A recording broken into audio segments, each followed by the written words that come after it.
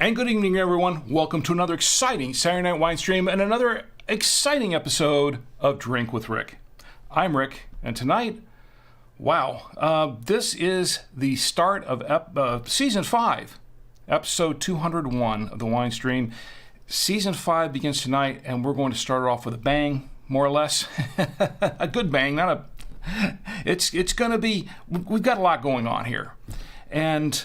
it's such a show that it is. I'm really excited to be back. We are back, and I'm excited that everyone is back with me as well. We're just going to have a lot of fun tonight. We're going to review a wine, a beer, a cider, and coffee. We're going to review coffee for the first time on the wine stream. It's going to be more of a coffee stream as we get along.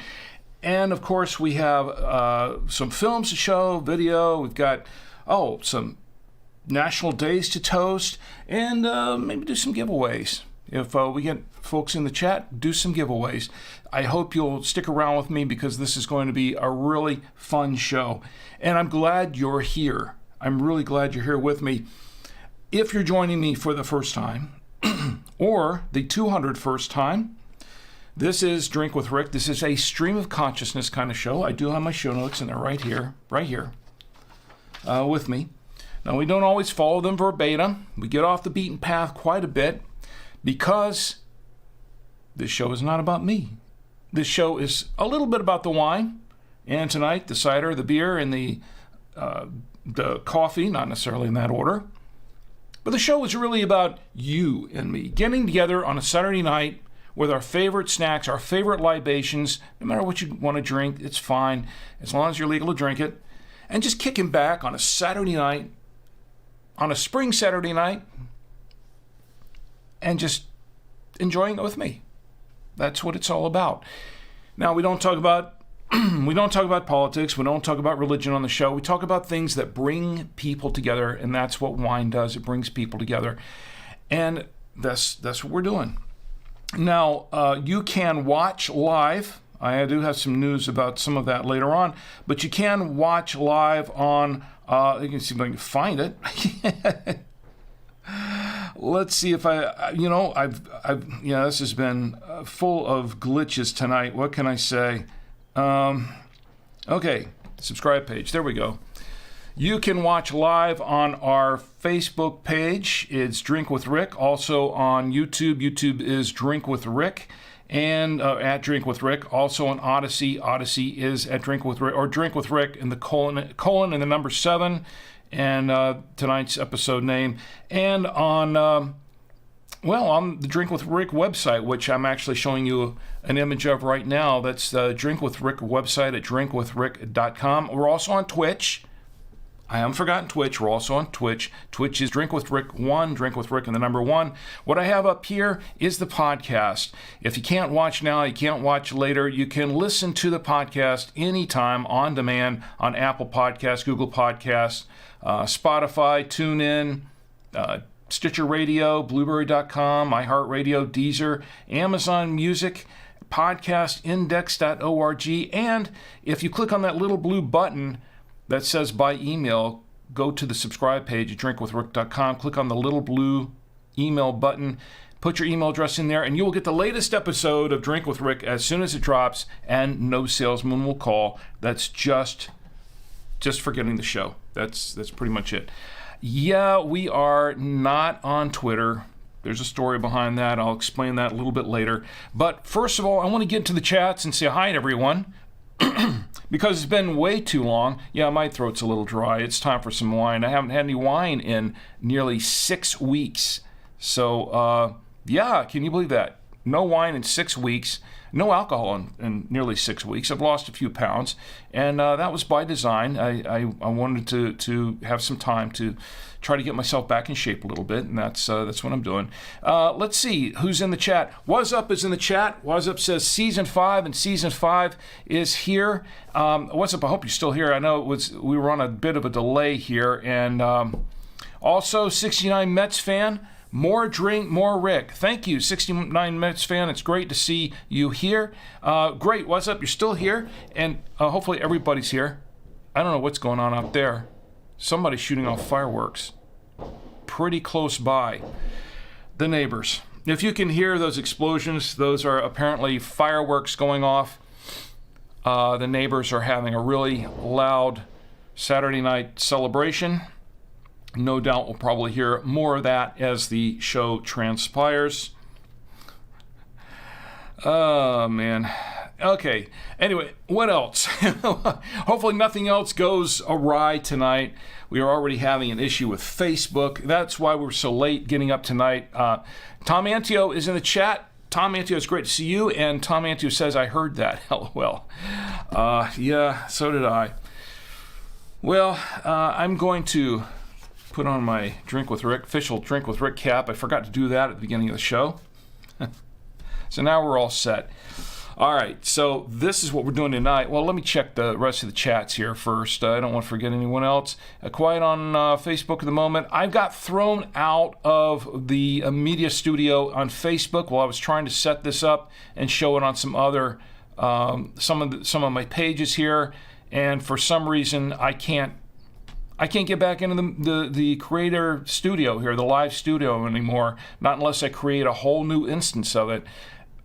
Facebook, I don't know. What can I say? It's always Facebook. We are live on Odyssey. Nothing going on there, but thanks for being there if you are watching. And on YouTube, my lovely wife Chi is watching on YouTube. She says, fireworks behind us. Yes, we've got fireworks all around. It sounds like it was coming from in front of us, but we have fireworks all around. But it's great to see you here. I've got to show you what she prepared tonight because it's a really, really nice dish.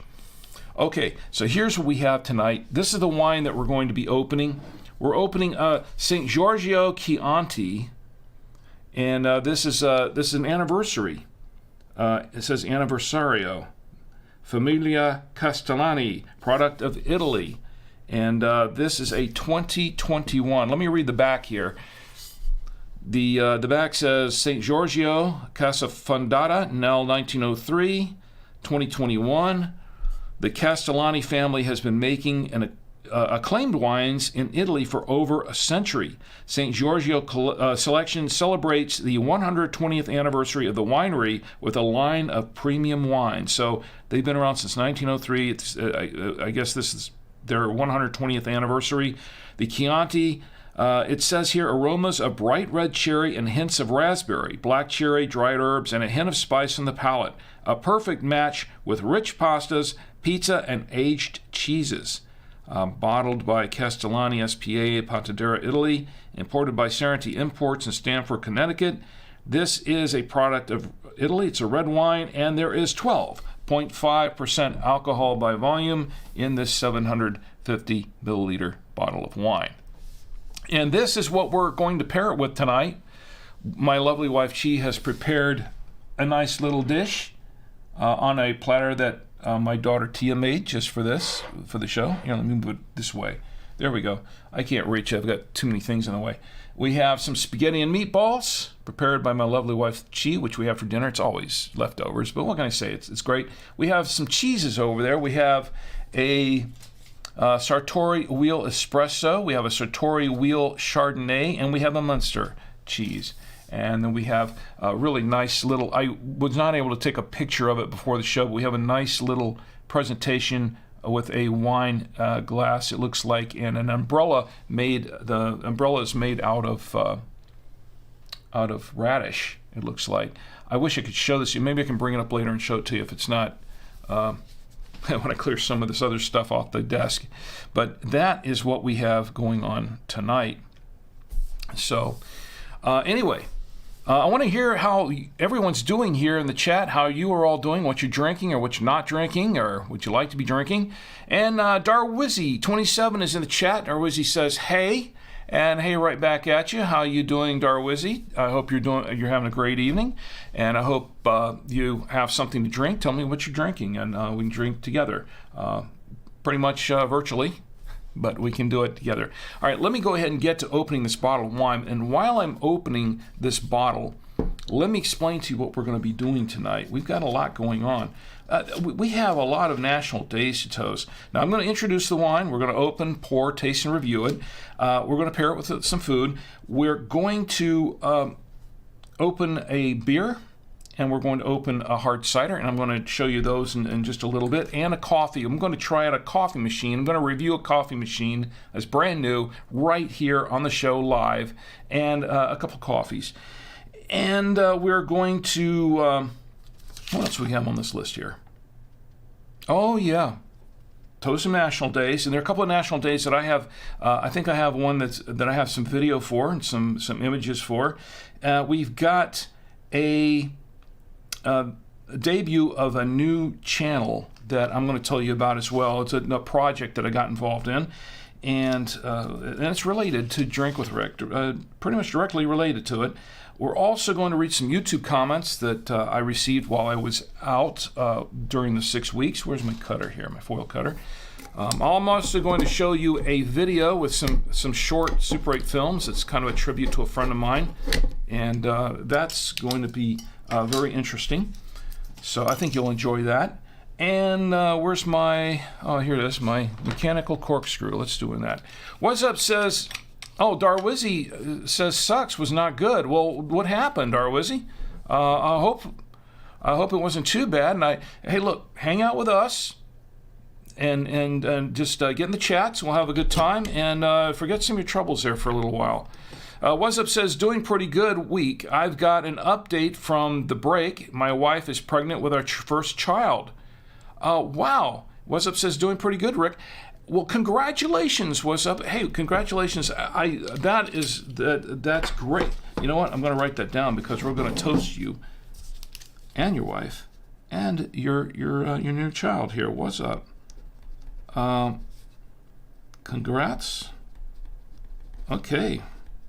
I've got to make sure I got this on the list here for toast, and I've got it on here. Don't let me forget. So we have, that's a great thing to celebrate. I love celebrating those kinds of things, births and anniversaries and birthdays and all kinds of, here we go. I think I got this almost out. There we go. There's the cork out with the mechanical corkscrew. And I did remember the aerator tonight. Oh, the coffee, got to move that out of the way. That's for later. Okay, the aerator's in place with not much displacement. And of course, to hold the grape nectar, I have my genuine Galway Irish crystal glass given to me by my employers at buy2wayradios.com. So we're going to pour a little bit of wine into the glass. We're going to pour just a little bit for starters. I have cut back on a lot of that. I didn't have any alcohol during the last 5 or 6 weeks. So this is the first time I've actually had some wine pretty much since the show, season 4 ended, and we did the 200th episode. So I'm going to go ahead and let me get an official Drink with Rick coaster. And if you're, hang around and I'll tell you how to get a pair of these. If you don't have a pair of these already, you can get a pair of these free. All right, let's give it a really, really good swirl. All right, that's good. And I'm going to set this aside for just a minute, let it breathe and open up. Then we'll learn a little bit more about this wine. But first I want to get into the chats because it's been so long, and I want to know what everybody else is up to. And What's Up says, thanks, Rick. Baby boy due in October. Wow. Well, we're definitely going to celebrate that. That is great. What's Up says, I had orange wine for the first time 2 weeks ago. It was interesting. Orange wine. I have heard of it. I have not tried it, but if you tell me, if you put in the label or whatever, the type of orange wine, I would be interested in trying it out. Let me know what it was, and let me see if I can get a hold of a bottle of it. And my mouth is dry. I haven't had any wine for too long. All right, quiet everywhere else. and YouTube. It did get quiet out there after they initially started firing the fireworks off, but it's a little quiet at the moment. Hopefully it'll stay that way for the rest of the evening. Wow, the neighbors were really loud last night. They were celebrating something. I think someone graduated from school or something. It's about the time of the year, and I think they were really celebrating. Anyway, so the St. Giorgio Chianti. I did not find a lot of this online. I went looking around for it. There was not a lot to find. Pretty much the only place I found information on this wine on was Total Wine. And guess where I bought this bottle? That's what it says on the receipt anyway. Total Wine. So let me tell you what they have. Apparently it gets 4 stars or 4.1 stars out of 19 reviews out of 5 stars.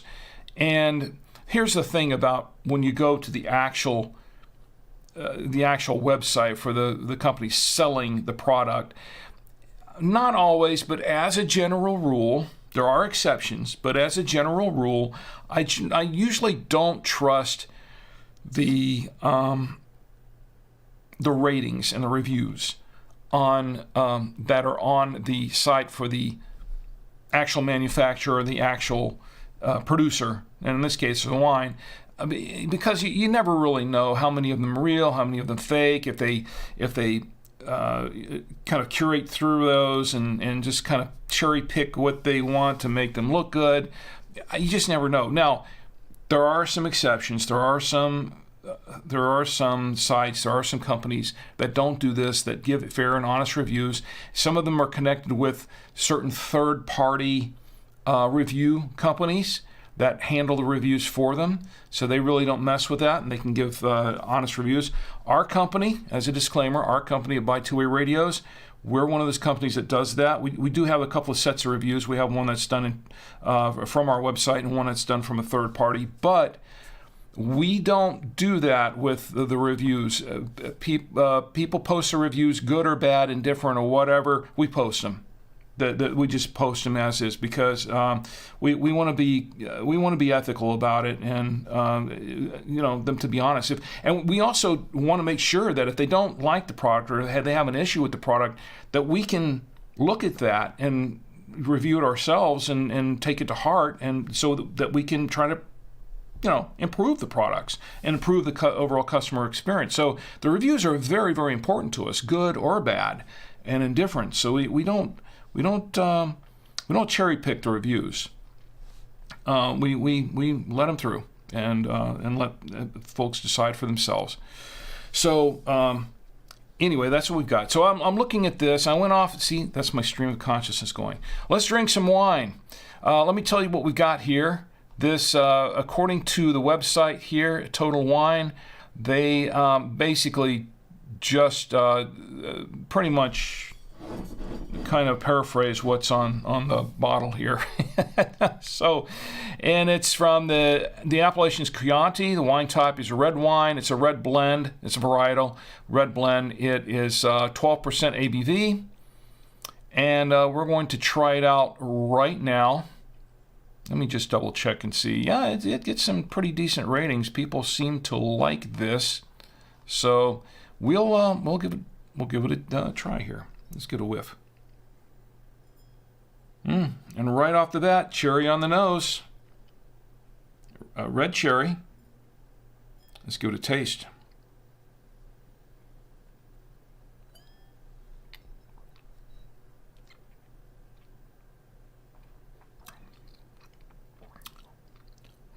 Rather smooth for a Chianti.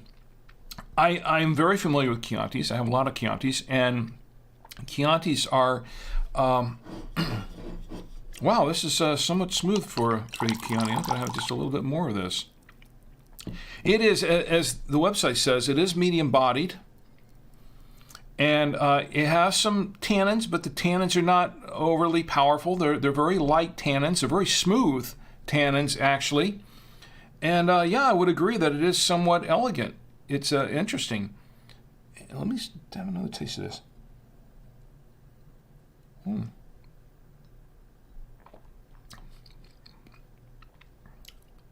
Wow. See, this is what it is. This is what the bottle is. And looking at the bottle, I mean, 120th anniversary. Wow. That's something. So I'm getting some red cherry. I'm getting a few herbs in there, but I'm also getting some raspberry in there. Looks like I'm getting some raspberry. Ooh. Wow, these tannins are smooth. I wasn't quite expecting that. Chianti's, they've got some, there's a hint, there's a slight hint of sourness to it, but it's not like it's a bad thing at all. It's kind of like a nice little tinge at the end as it goes down. It has a fairly decent finish. It's not overly long. It's not overly short. It's just a nice smooth finish. And overall, this is actually a pretty easy drinking Chianti, I would have to say. It's a very easy drinking Chianti. Not overly, not overly tannic at all, or smoky or anything like that. It's a little, maybe just a little hint of oak in there, not much. Actually, I'm not getting any oak at all anymore. It kind of tasted like at the very beginning, but not really at all anymore. So, yeah, a very, very smooth wine. 2021. Huh? Wow. That's nice. All right. Well, I'm liking it so far. I'm liking this Chianti so far. Let's see. Let's go back to the chat for just a moment before we do a tasting. And 69 Mets fan, it says, I'm going to Italy next week on my honeymoon. Any wine recommendations I should check out? Wow, there are a lot of Italian wines that are worth checking out there. Wow, you're going to Italy for your honeymoon. Wow, congratulations. Okay, honeymoon, let me see. Okay, we got to write that down too. 69 Mets fan gets, we get a toast on that too. Honeymoon. I love weddings. I really do. I haven't been to one for a while. We're hoping to go to one later on in the year. It's been a while since I've been to one. Too long, actually. That's great. To Italy. That's a great place for a honeymoon, actually. A tour Rome and those areas. Give me a little bit and I can come up with a few wines here that... Actually, I tell you what, this one's pretty good. St. Giorgio, this is actually pretty good. I would recommend, there are a lot of Chiantis I would recommend, but you know what? I'd recommend this one so far. I mean, we haven't gotten down to the bottle yet, but I would definitely recommend it. Yeah, this is pretty nice. It's and I'm not just saying that because I haven't had any wine for 6 weeks. I've gone on dry spells before and opened up a bottle of wine, and then it turned out like, you know what, I think I wanted a couple more weeks off the wine. But this one is good. I like it. Let's see what else we got going on in the chats. All right, we're kind of up to speed now. 69 Mets fan says, good to know. I live in Stanford, so that wine being good is a plus. Yeah, I like it. I like this very much. I tell you what, though, I think it's time to do the pairing with the food. Let me move this over. I'm going to move a couple things over. I've got beers and everything else waiting in the wings, coffee. Let me see if I can grab a hold of this. Here we're going to go to camera 3. I'm going to pull this just off camera a little bit because spaghetti gets messy. Spaghetti gets messy. And I'm going to... Whoop, wrong camera. All right, let's try a little bit of spaghetti meatball. Now, according to the bottle, as it said on the back of the bottle there, according to the bottle, it's supposed to go great with a perfect match, it says, with rich pastas, pizza, and aged cheeses. Now, I don't have any pizza on me, but I do have some pasta and with meatball and a lot of what we call, when you go to Italy, 69 Mets fan, when you go to Italy, when they refer to the pizza sauce, the tomato sauce, a lot of the old school Italians call it gravy. That's what it's called, gravy. My Aunt Connie used to have her own recipe for gravy. I'm usually pretty good at twirling this on my fork. Not so much tonight. And I haven't had that much wine yet. Here, let me help you, help along with my finger. There. Oh, this is going to be messy. Oh, my goodness. Let's try a little pasta. Of course, it's cold now because it's been sitting up for half an hour.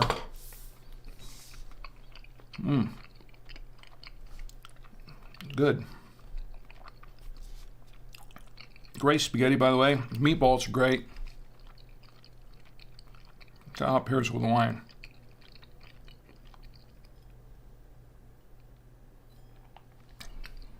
Oh, wow. I like that. Now, I mentioned that it's just a tinge of sour at the end, in the back of the throat. It's kind of magnifies it just a little bit with the pasta. Well, not the pasta, excuse me, the sauce.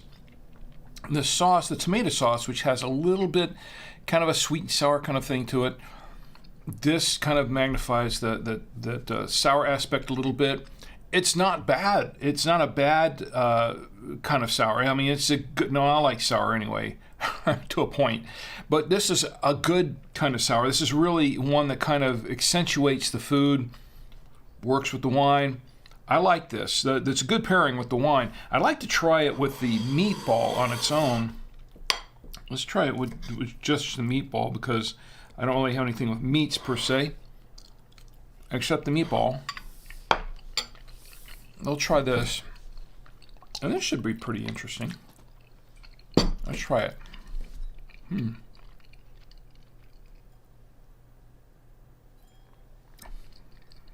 Yeah, once again, it's very smooth, works well with the meatball, and it's not really that, it's not a spicy meatball per se. It's not too spicy. It's a nice meatball. It goes pretty well with the meatball. So far, I'm really liking this wine in this pairing. I'm going to clear the palate a little bit. If I can find my, here we go. Yeah, I've got a lot going on here. Clear the palate. And let's go back. Let's go back to now. I'm not on camera 3 anymore, but I've got the plate here in front of me. Let's try it. It's probably safer here anyway than trying to reach over across the desk. Let's try it with this cheese. This is a Sartori Wheel Espresso cheese, and this is what my lovely wife Chi picked up at Trader Joe's, I believe. I think it was Trader Joe's. Was it Trader Joe's, Chi? Now, this is a hard cheese, which should work well with this Chianti.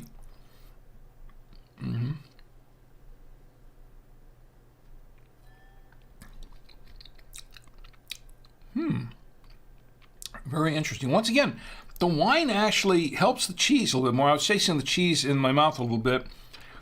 Not really my first choice for a cheese, but it's not a bad cheese. But the wine actually helps it. Actually, kind of sweetens it a little bit, makes it better. I like that. I like that very much. What's Up says, your wife's food arrangements are always great, but I am really digging the cup and radish umbrella. Well, thanks. You know, I was going to show this to you up close, but let me get a close-up shot if I can do it without doing something to the whole plate here. But yeah, isn't that wild? That's pretty amazing. I like that. So the drink with you got the umbrella the umbrella is made out of radish. I'm not sure what the cup is made out of. It's a cocktail. She even has the straw. Now the straw is real. Everything else is edible. So, and I think that that's from her. I think that's calamansi. That's from her. She has a calamansi tree, and she grows calamansi, and that's from her tree. Really, really great stuff. Well, thank you. What's up? Appreciate it. I know Chi appreciates it. So let's go back, and I've got to clear my throat a little bit.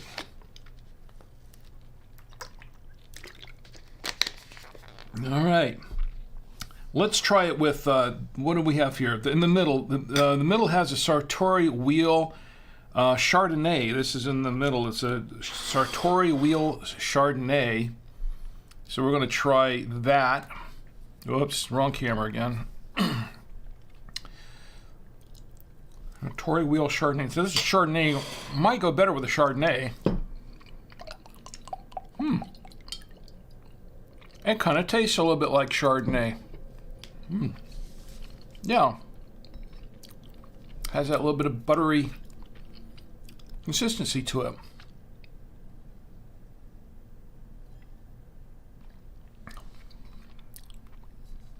That was interesting.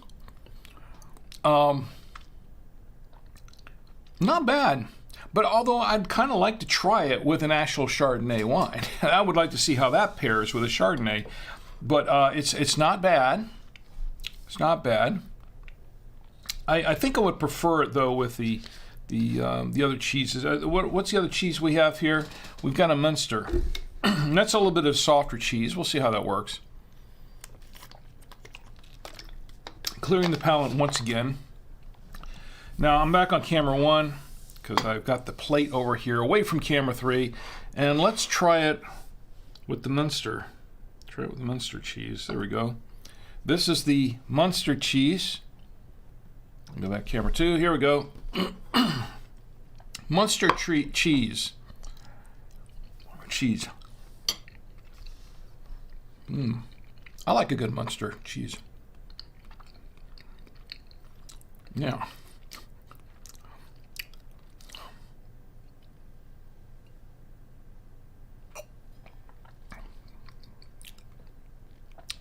Pretty decent with the Munster, although I think it goes better with the harder cheeses than the soft cheeses. This would probably be okay with a mozzarella. Actually, it's not bad. It's pretty decent. It's not bad at all. Let me set this back over here onto camera 3 so we can reference it later. I think for the time being, for the most part, I think that'll do it for the pairing, so to speak. Of course, once the pairing's done, it's on to other things, like more wine. I don't want to overdo the wine tonight because I have a beer and a cider, and then to sober up, I have a coffee, or a couple of coffees actually, over here. So let's get to the festivities, because that's what we're really here for, right? The wine reviews. Okay, we've done the wine reviews. Hey, let's get to the festivities. Time's a-wasting. Let's go back to Facebook for just a moment, see how things are doing there. And Chi says, cup is yellow carrot. Okay, so that's what the cup is made of. It's a yellow carrot. Let me bring that back over here for just a minute. The risk of messing it up. But the cup is a yellow carrot. Believe it or not. That's what we're looking at here. Yellow carrot. We got a calamansi, I think, for lime. We have a little bit of lettuce there for another kind of garnish, and we have the radish for the umbrella, and the straw, which is not edible, but I've been told everything else is. What about the umbrella? Whatever's holding up the umbrella, is that edible too? It looks like a toothpick, so I assume not. But and Chi, what's up? Chi says thank you, what's up? And she really does appreciate it. Appreciate the kind words on that. Yeah, we are on. Not everyone can see. For those of you who are just tuning in and are on one of the chats, not everyone can see what everyone else is posting on the chat, and this is because we're multi-streaming on multiple platforms. And I did say that we are also streaming on the website, but I just found out that I forgot to take tonight's post out of draft. So it's still waiting in draft status. I did publish it just now, so we are live. All right, we are live there on the website. My apologies to those who went to the website and who could not see the post. It's there now. This has just been one set of glitches after another. Okay. Anyway, so, and I'll tell you, there's something to this. I'll explain why. If it seems like I'm not totally prepared tonight, I tried to be, but there is a reason for it. And it's not like I'm going to blame blame it on that per se, but yeah, that has a lot to do with it. But I'll explain it later on. I did forget to tell you what I paid for this wine at Total Wine. This is what we're drinking, by the way. I did tell you that I was going to get into that, and I forgot. But this is what I have, the receipt in front of me from Total Wine. And for this 750 milliliter bottle of Chianti, the St. Giorgio Chianti, $9.99. $9.99 is what I paid for it. And that's pretty much what it has on their website, $9.99. So I paid pretty much the going rate. And I couldn't find it anywhere else except Total Wine. So if you don't have Total Wine in your area, you may be able to find it somewhere, wherever you are. I'm pretty sure it's available in Italy because it came from Italy, unless it's something that in Italy they export only. But a lot of the wines generally that are exported, they're available in Italy from what I've been told. So I don't think you'll have too much trouble if you're going to be visiting Italy anytime soon. That I don't think you're going to have too much trouble finding it. At least, maybe you can visit the winery. That would be cool. I wouldn't mind taking a trip to the winery. That's one of the really cool things about going to Italy and some of these other countries where these wines come from is you can go take a winery tour, tour the wineries and sample them yourselves and see that. That would be my recommendation. If you want to really enjoy your honeymoon, take your significant other on a winery tour or a few winery tours. Kind of do the circuit there in Italy because the Italians are really proud of their winemaking. They're really proud of their wineries, their wines. It is a matter of national pride for Italy, just as it is for France. The French are very proud of their wines. They take great pride in them, and it is a national kind of a national pride.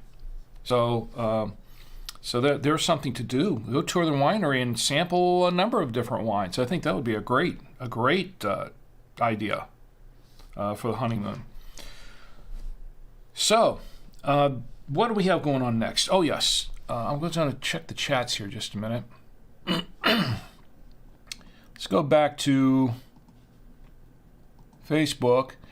So, what happened tonight was I was supposed to start on time. We started about 20 minutes late. I was just about ready to start on time and ready to go. And then we had the bars and tone up there. I was just about to cut off of that. And I said, I've got to share it with a couple of my Facebook pages. It did not want to happen the way I wanted it to happen. Facebook gave me a lot of trouble with it. And in the end, it kicked me out of the Facebook creator studio, media studio, whatever they call it, the live studio, and I couldn't get back in. So, and of course, everything in the process, everything didn't go where, I wasn't being able to share it everywhere where I was going to be able to share it to. So it is on the Drink with Rick page, but it's really nowhere else. I think one of the podcast groups has it, but not anywhere else really. It's Facebook again. But I do have. I want to read some comments here. I'm going to read a few as we go along through the show.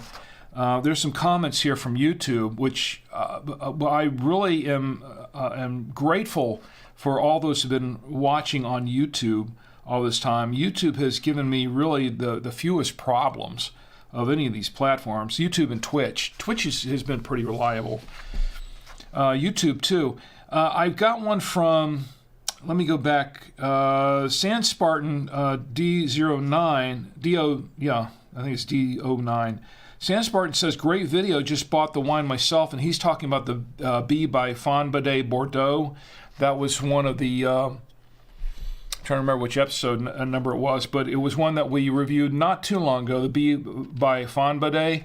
That was a Bordeaux wine that I really liked. I really enjoy that wine. And he said, great video, just bought the wine myself, and apparently he's liking the wine, so he appreciated that. Also, Sandra Sandra said she was responding to the Seven Sicilians 2021 Red Blend that we did just a few episodes before the 200th episode. I think it was just 2 or 3 episodes before that. And she said, loving this Seven Sicilians. She went out and bought a bottle of it to try it out, and she really enjoys the wine as well. That was another one that I really liked that I thought was very good, Seven Sicilians. That's another Italian wine. And Kenny is also responding to the B by Fonbade Bordeaux tasting review episode. And he goes, this was great. This is my new comfort series. Appreciate you, Rick. Well, Kenny, thank you very much. I appreciate you. Because really, you make the show. Everyone here on the show is part of it, and you make that show. I mean, I'm just here to entertain you and just kind of get the conversation going, but you're the ones who make the show. It's your show. Paul is also responding to by Fonbade Bordeaux. Apparently, this was a really good episode. People like this episode a lot. I've had a number of really good comments on it. Paul says this is the second wine by Chateau Fonbade in Piolet. And unlike the first estate version, this is Cabernet Franc forward and equal amounts of Cabernet Sauvignon and Merlot. Yeah, and thank you, Paul. Appreciate that. That's some good information there on that. And Kane, is Kane here tonight? He might be in later. I don't know. But Kane, he's responding to the Camus. This was the 200th episode, Camus Vineyards 2020 Cabernet Sauvignon. Kane says, what are your walkie-talkies called? I know someone really into them. That's from Kane. And Kane, a great question. And it depends. Well, I have a number of different walkie-talkies. None of them are on the desk at the moment, but I have, I think the one that I picked up was a GMRS walkie-talkie, I think is what I showed off last week. And also, I gave away 1 or 2 of the weather radios as well. But the GMRS walkie-talkie, you kind of need a license for that. It's easy to get. You just buy a license and you're on the air. It's $35 for the license, and it's good for 10 years, and it covers the entire family. Entire family can use that GMRS license, and it's great for a lot of people. Use it for all kinds of things, but they're used a lot by families and fishing, hunting, going cross country, and a lot of off-roaders are using it now, and a lot of people who like to go camping and all kinds of outdoor activities. They were great for some farmers, family farms. People who have family farms use GMRS radios across their farm. So it's a lot of uses for that. So I can get more into the walkie-talkies later if everybody wants to hear more about the walkie-talkies. I know I'm talking to a diverse crowd, so I don't want to spend too much time on one particular thing. But there's a lot to the walkie-talkies. You've got I could talk all night about the walkie-talkies. I don't think everybody wants to hear all about that. Unless you do, drop your comments into the chat and let me know. I can talk more about the walkie-talkies if you like. Okay, so anyway, where were we? Okay, we've got the wine. We've got some more tastings to do. And I think maybe in a little bit we can switch gears and do that. Before we do, I think it's time. I don't know what everybody else thinks, but I think it's time to toast the national days. What do you think? It's time for some national days because we have a few to toast. We're going to go along pretty quickly with them. But we've got the national days here and ready. I'm ready to toast them if you are. Everybody have a glass. Let me pull up the fireworks. Oh, no, excuse me. We don't use fireworks for that, do we? We use this. This is what we use to toast the national days, the wine bottles. Let's toast some national days. All right, well, today, Saturday, May 6, 2023, is National Play Outside Day. Of course, the first Saturday of every month is National Play Outside Day. Do we really need to toast that? I don't know. I know the neighbors have been playing outside with firecrackers, fireworks, no doubt. It's a National Play Outside Day. It's, oh boy, you won't believe this. Today is National No Diet Day. Yes, today is National No Diet Day, May 6th.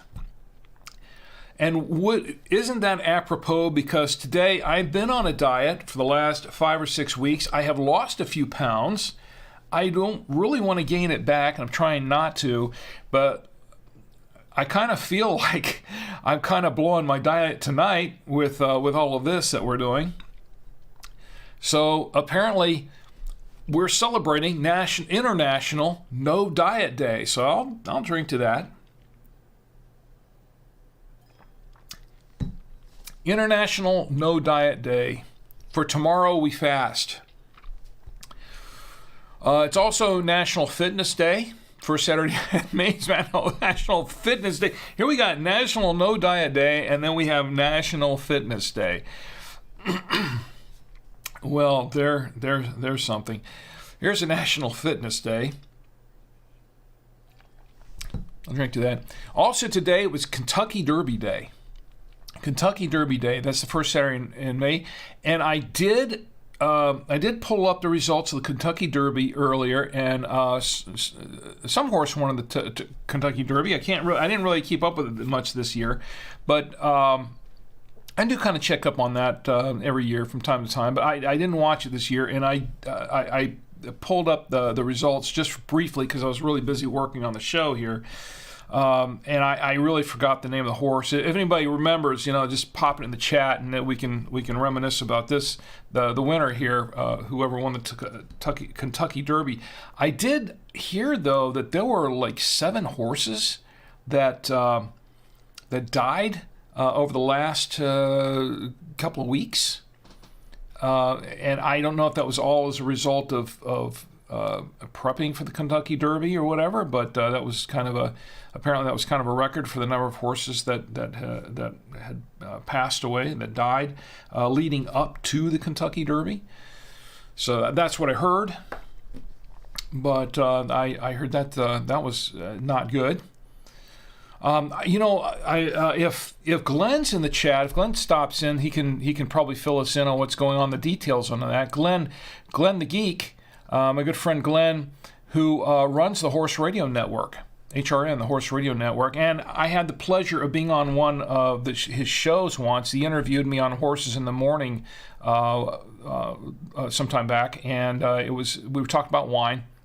A lot of horse lovers, a lot of people that are breeding and working with horses.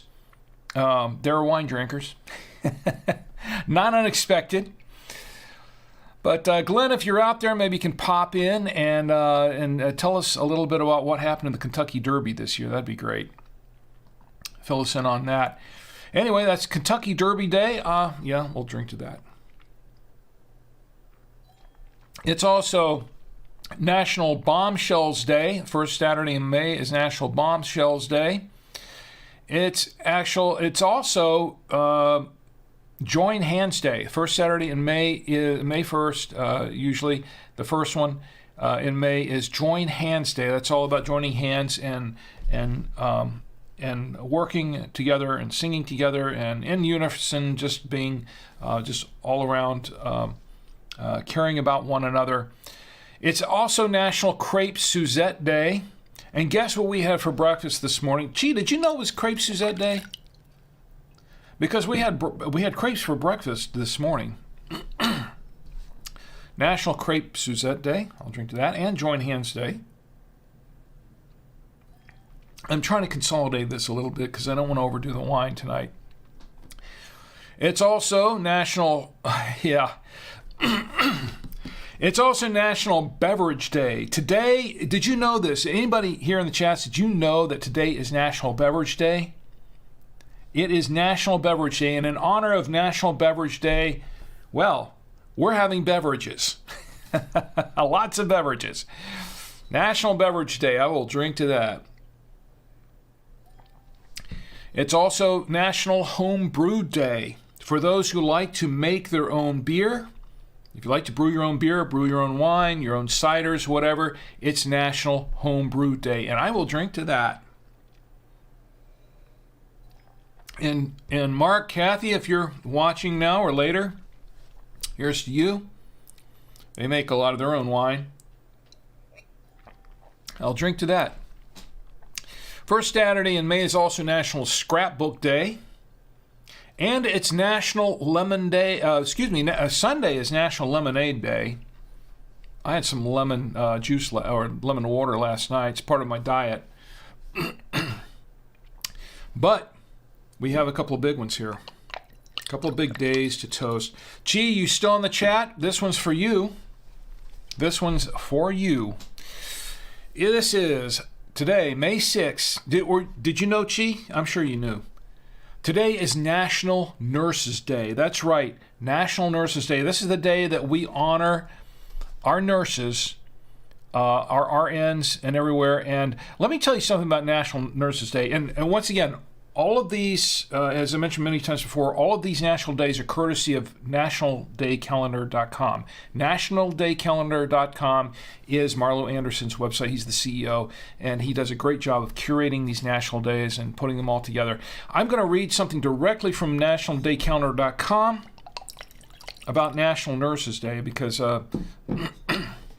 this is courtesy of nationaldaycalendar.com.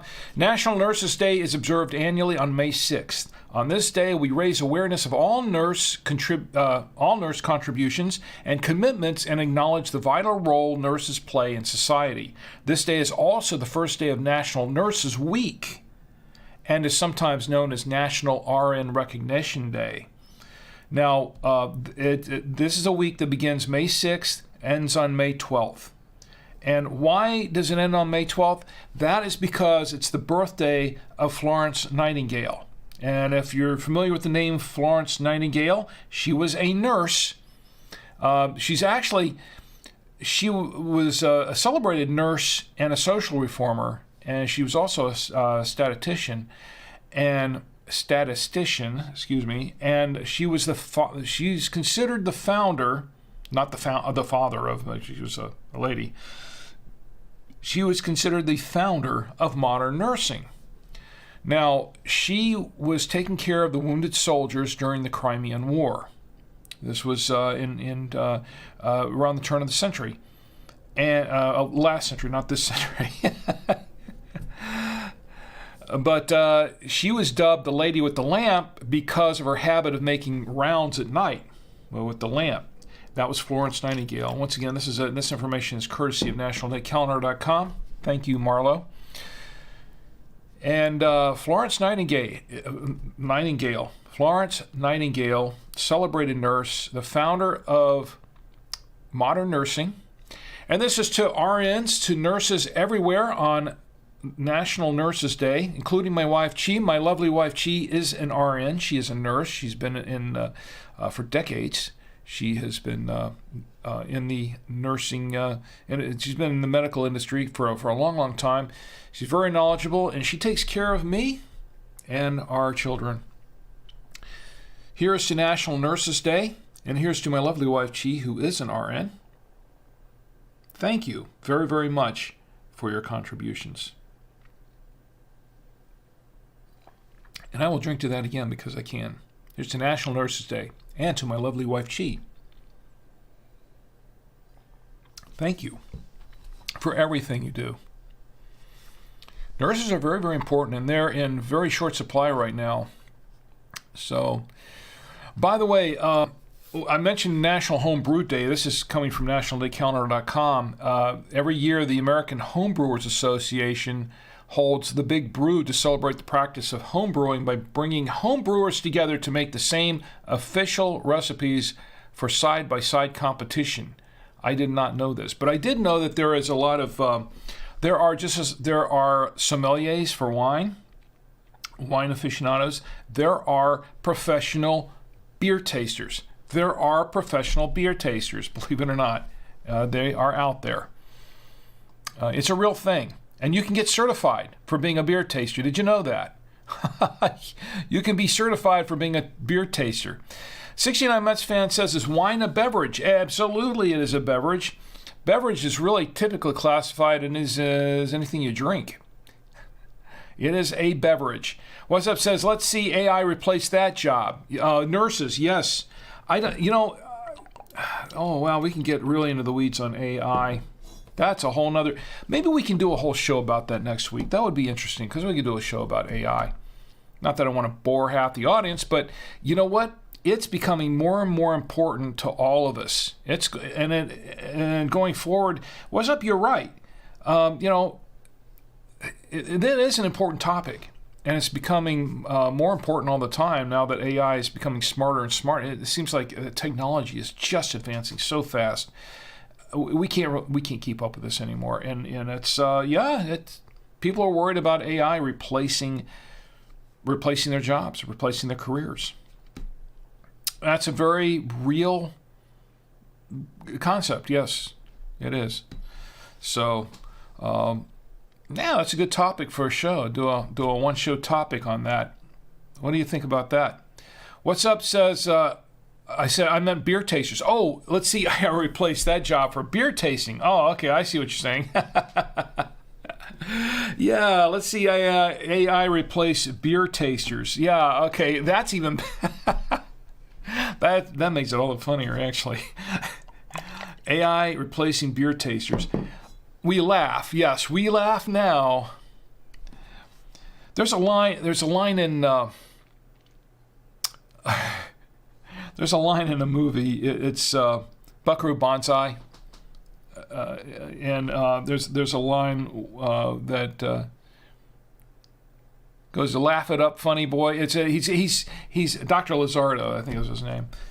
And the guy's laughing at him. He says, "Oh, laugh it up now, funny boy." And because he's basically warning him, like, yeah, you're just now, but just wait till everything comes to fruition and everything hits the fan, and you won't be laughing then. So we can never say never, right? About the beer tasting. I hope that doesn't happen. I think once AI gets into beer tasting and wine tasting, I think it's all over. I think it's pretty much all. We're done. I've been wearing that hat during this thing. It's killing my blue screen back there. All right, where was I? Okay, we have a couple more national days to toast. I'm just checking the chats first. My lovely wife Chi says, "Yes, I know it's Natural Nurses Day." That was a typo on her part. She says national, I meant. But yeah, and it's Natural Nurses Day. My wife is a natural nurse. She really is. She is. It comes by her naturally. It's like it's in her blood. It's in her heart and soul. Natural nurse. All right, so where was I? Okay, let's finish up the national day so we can get on to more fun. All right, so we did the National Nurses Day, right? Yes, we did. Okay, so we've got a couple more national days here. Today, not for much longer, but today is National Start Seeing Monarchs Day. It's National Start Seeing Monarchs Day. Isn't that kind of coincidental, though? Because it's not talking about monarchs like the monarchy, like royalty. They're talking about monarch butterflies. But wasn't this also the coronation of? Yeah, we had a coronation today in England, and we didn't. England did. Great Britain did, and. So I guess we could say it's Start Seeing Monarchs Day in the actual sense of monarchy. I guess we gotta, in every sense of the word, I guess. All right, so let me show you what we've got for National. I got some photos here for National Start Seeing Monarchs Day. Okay, my kids, Tia and Tommy, when they were young, they used to grow and hatch monarch butterflies. We had a little butterfly garden. This is part of our little butterfly garden here, and they used to. We had some plants there that specifically attracted monarch butterflies, and they would go in and harvest the I want to say harvest, but they would collect some of the caterpillars that were there that were attracted to the plants, and from there they would and here's another shot of them collecting the looking for the caterpillars. And from there, they would hatch butterflies. And this is one of the monarch. This is one of the monarch butterflies that was newly hatched on one of their hatchings. They've done 2 or 3 of them. They've done a few of them. We have the butterfly garden, and this was one that had just hatched, and we took it outside and put it on the plant there, and it was still dry. This one was. That's why it looks so bold. The colors look so bold there on the butterfly. It had just been hatched, and it was still a little wet, and it was just drying its wings. It takes a while to dry its wings. And it'll just sit there for a while and then start flapping its wings, and then when it's ready, it'll fly away. Pretty cool. We learned a lot of things about butterflies, and this is my daughter Tia with one of the monarch butterflies. She was enjoying that. Beautiful, beautiful butterflies. They're really, really beautiful creatures, and they don't live that long, but they're beautiful creatures. Butterflies are. Anyway, here's to I've got to get my, here we go. Here's to National National Start Seeing Monarchs Day. I will drink to that. And let's see. Oh, we've got one more national day to toast. Everybody ready? We've got a video for this one. Excuse me. For those of you who are familiar with what Tommy and I do sometimes and what we've done in the past with the Free Stuff Show and things like that, one of our big events every year was Free Comic Book Day. Today is Free Comic Book Day for another, what is it, 36 minutes? But every year on Free Comic Book Day, that's where the big comic book manufacturers go out and give away. They'll make limited edition comic books just for the day, and they'll have some regular comic books, and they'll take them around to all comic book stores, and the comic book stores will hold Free Comic Book Day, where you can go in and get free comics. They have a number of comics there that you can get for free. And it's really cool. It was originally set up to raise awareness of comics and kind of get more people into comic book stores and buying comics and things like that. But it has turned into an annual tradition over the years. And in honor of, let me go back here to the chat for just a minute, because we've got folks in the chat. And I don't want to miss anybody. We've got first-time chat from Partisan Rejoy. Partisan Rejoy is in the chat, and thanks for stopping in. And actually, he is. What's up? Says, "Hey, Partisan Rejoy, can I borrow some money?" Okay, yeah, all right. He's spamming the chat. Yeah, we got a spammer in the chat. I do call him out sometimes. Spamming the chat. Thank you very much, Partisan Rejoy. Spamming his I get those things all the time, particularly on some of the Facebook groups where we do our podcasts, and people in the some of these guys get in there and say, "Oh, I can promote your podcast on iTunes," and I'm like, "No, you can't, because first of all, you're way behind the times, because it's not called iTunes. It hasn't been called iTunes for several years. Second, if you've got to go into a podcast group and promote your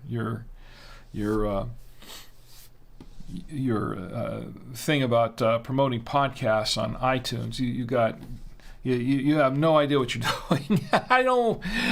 I don't need that kind of promotion."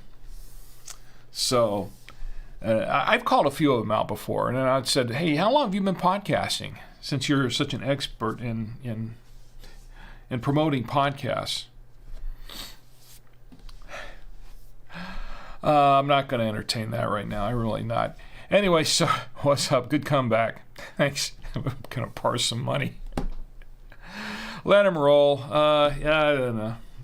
Anyway, not going to let them spoil our fun tonight. Okay, so anyway, This is Free Comic Book Day. What's that says? I got a kid on the way, I can use it. Oh boy, that's a good one. What's up? Actually, that's true. I mean, when you've got a kid on the way, you can always use the extra cash.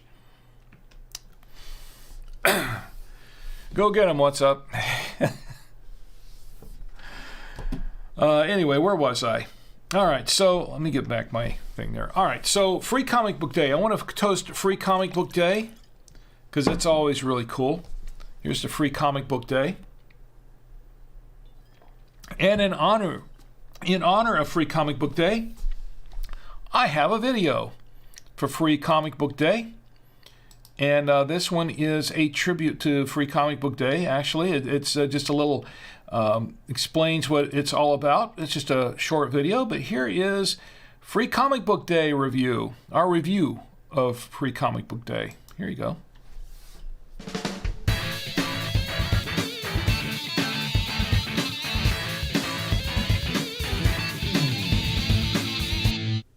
Hi, I'm Rick. And I'm Tommy from thefreestuffshow.com. And this is Free Comic Book Day. Free Comic Book Day is a popular event for families across the United States. On the first Saturday of every May, comic and sci-fi stores around the country hand out free comic books to the public. It's an event that brings friends and family together to celebrate one thing, comic books. Not just any comic books either. These are editions printed exclusively for Free Comic Book Day that are handed out only once. That's right. You can expect to see special prints from almost all of your favorite comic book publishers, including Marvel, DC, Dark Horse, Bongo, Archie, and much more. The important thing is that there's something here for everyone. Don't get carried away though. Depending on the store, you may be limited to only a few issues so that there are enough to go around. Some stores will only allow you as much as 1 to 3 comics, but others may allow you to make off with one of each available. It really depends on the location. Of course, what matters is not the quantity of free comics, but the fact that you're able to enjoy the excitement with fans everywhere, young and old. That doesn't mean it's wrong to try and maximize your haul. If you and some friends are eager to get a taste of everything that there is to offer, suggest each person pick different issues. This will ensure that you have a variety. Another tip is to visit multiple stores and pick different comic books at each one. This works well if you may be making the trip alone. Of course, if you're not alone, it still doesn't hurt to try. There is always a substantial turnout each year. Sometimes there are lines spanning the entire store, even going out the door. That's a lot of comic book lovers. If you want to make sure your picks are available, get there early. If you want to be even more prepared, you can always visit the Free Comic Book Day website before the event. They have a complete list of every comic that will be available at www.freecomicbookday.com. Comic books aren't the only thing to be excited about.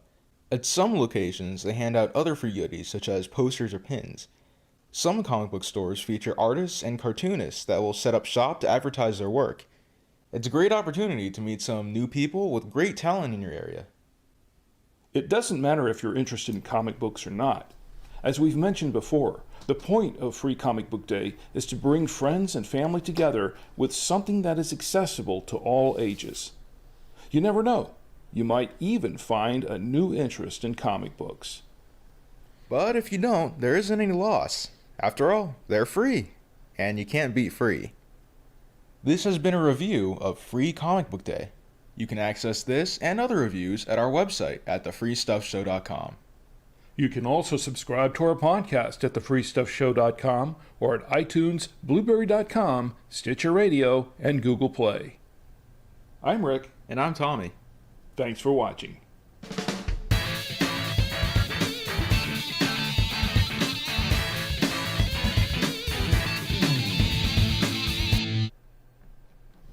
That is our Free Comic Book Day review video. There you go. A classic. We run it every year for Free Comic Book Day. Anyway, so I did toast Free Comic Book Day, didn't I? Okay, well, I guess that does it for the national days, pretty much. But we are going to toast. I've got a couple of toasts here that I wrote down that I think we're going to toast now. Let me turn on the fireworks, because I think that's appropriate for this one. I first want to toast What's Up. What's Up, this is for you. A toast to What's Up. Congratulations on the arrival of your first child. October, right? October of this year. Anyway, congratulations to you and your spouse and the little one on the way. Here's to you. Congratulations. Also, not meaning to pry, but did you do a gender reveal or anything like that? Not that but you know if it's going to be a boy or a girl or anything, but it's okay. You don't have to say. It's all good. But I know some folks like to, they're real excited about saying that, and others are not, so I just thought I'd ask. But it's all good. Anyway, congratulations. And by the way, you can clip this too if you want. Here's to What's Up and his wife and their child, the new child, the new one on the way. Here's to you. Congratulations. What's Up says, we told people as we told them we were expecting. All one reveal. Okay. That's fine. That's all one reveal. What else? Oh yeah, we've got one more. One more. So this is for 69 Mets fan. 69 Mets fan, you are going on a honeymoon? Getting married? Here's to 69 Mets fan and his significant other. Let's go ahead and congratulate them on their marriage and their trip to Italy. You're going to Italy, right? Italy, and on your honeymoon? Wow. Congratulations. Congratulations. And I'll toast you again if you want. You can clip that as well. Congratulations. 69 Mets fan. With that, I think I'll give the wine a little bit of a rest because we've got some more. We have some more alcohol to look at, to try, to taste. And X86BSD is in the chat as well. Did I miss you before? X86, great to see you here, by the way. Thank you for being here. It's great that you're here. And Darwizzy, I know I've still got you on my mind here. I hope you're having a better evening now, Darwizzy, because he said that Darwizzy said it was not the week hadn't been good this week, and I hope your Saturday night is much better. So I've still got you on my mind. Okay, so let's try something else. This is what I've got. We're going to review, I did say we're going to review a brew, and we are. Let me put up the photos for that. X86 says, I forgot when you were streaming again this year, and I just happened to be on Twitch and saw you streaming, so had to join. Hello. Well, hello right back you, and I've had enough of this, haven't I? Hello right back at you, and I'm glad you are here, X86. I'm really glad to see you here. Always glad to see everyone in the chat. I've got, where was I here? Oh, yes, beer and cider. I've got a photo of beer and cider. This is what we're going to try here. I've got a beer and I have a cider. And the first one is a beer called Rain. This is a fruited sour. And I have a glass all ready for that. So we're going to set the wine aside and go with the beer for a while. No, that's the wrong thing. Been doing that a lot tonight. Got a little beer glass for this. It's not so cold anymore. It's still a little cool. We're going to try this Rain Fruited Sour. And once again, has anybody ever tried a fruited sour? X86 says, ooh, hard cherry. I can't wait to hear how that tastes. Neither can I, because I'd like to try that out. And there's a reason that I got the hard cherry cider, by the way. We're going to taste this one and the Rain. I like sour, fruited sour, like sour, candy and things like that. Those are fun. I'm hoping it's something like that. Let me go back to this for just a minute. The picture, where if I could find the picture, where is it? Where did I do with the picture? Here they go on the photos. Rain Fruited Sour, and I'm going to read the back of this thing. I didn't have a picture of the back of it. It says, Rain Fruited Sour, fabulous and funky Rain Fruited Sour is a smooth American sour ale with blueberries and strawberries, with big berry notes and a hint of effervescence. This beer is juicy on the palate with a pleasant, clean finish. It is 6.2% alcohol by volume, and it's brewed by birdsongbrewing.com, brewed and canned by Birdsong Brewing LLC in Charlotte, North Carolina. So this is a local beer for Charlotte. It's a local beer. Ooh, and it's getting, there we go. It's not as cold as I would like, but it's okay. Okay, it's a little bit warmer now. Let's get a nice head on this. There we go. I'm going to try a little bit of this. Wow. It looks kind of fruity and soury. Let me get a closer shot of this. Fruity and soury. It's an ale.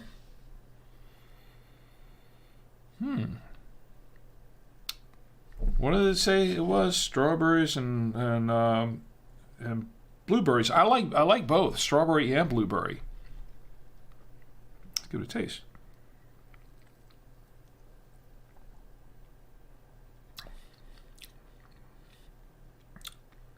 Interesting. In the first taste, I really didn't get a whole lot of both, probably because I had the wine. Let me give it a taste.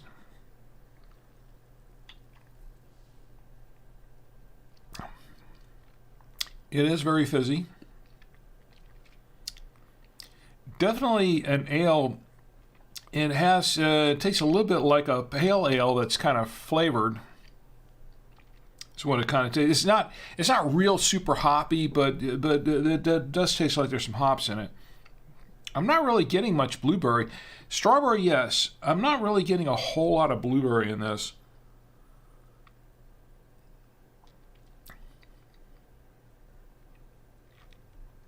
Still not a lot of blueberry. Yeah, I'm getting the strawberry, though. The strawberry's there. It's not real strong. And it's not super sour. It's a little bit on the sour side. Not quite what I was expecting. I was expecting it to be like, pucker up sour. It's not like a pucker up kind of sour. But it's a little on the sour side, but which is good. That's what I was hoping for. It's it seems kind of mild for that.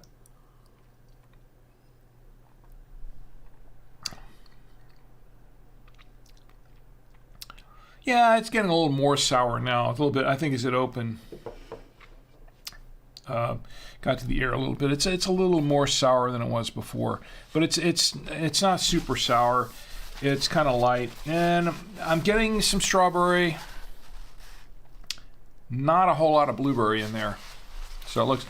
X86 says looks like cherry 7-Up. It kind of does. It actually looks a little more like a peach. I don't know. I don't know if you can tell very much from this. It looks a little. Let me go back. Let's go to camera 2. Maybe that's a little bit better. It looks kind of like more of a peach color, actually. Then I don't know. I've never really had cherry 7-Up before. I've had cherry Coke, not really cherry 7-Up, so I don't really know what a cherry 7-Up looks like. You think it does? X86 says, yeah, I find ciders hit or miss, either too bland and mild or just enough sugar to be the right sweetness to my palate. That's why Ace's Pineapple is my favorite.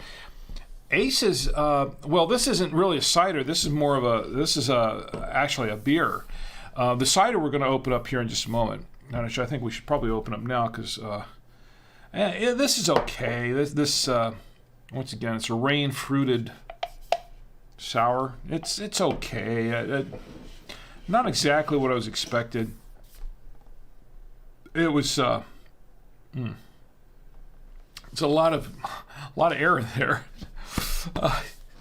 Kind of gassy, but even for an ale, but it's okay. It's okay.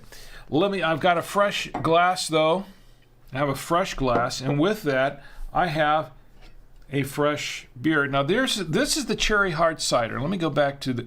I had some. Where are my photos on this thing? Here they are. There we go. Noble Village Tart Cherry Hard Cider. And I'm going to read this one, the back of this one. There's not much to read. Made and canned by Noble Cider LLC in Asheville, North Carolina. So this is also local in North Carolina. It says Cherry Crisp Tart. She's everything you'd expect. Sweet like a cherry and sharp as a tack, she puts a luster on the dullest mood. Tart cherries and apples meld for a delightful addition to any occasion. Just sweet enough. This is 6.4% ABV in this 12 fluid ounce can. Hard cider with cherry. And it says true to the core. So apparently, yeah, the ingredients are apples, cherries, malic acid, and yeast. Contains sulfites.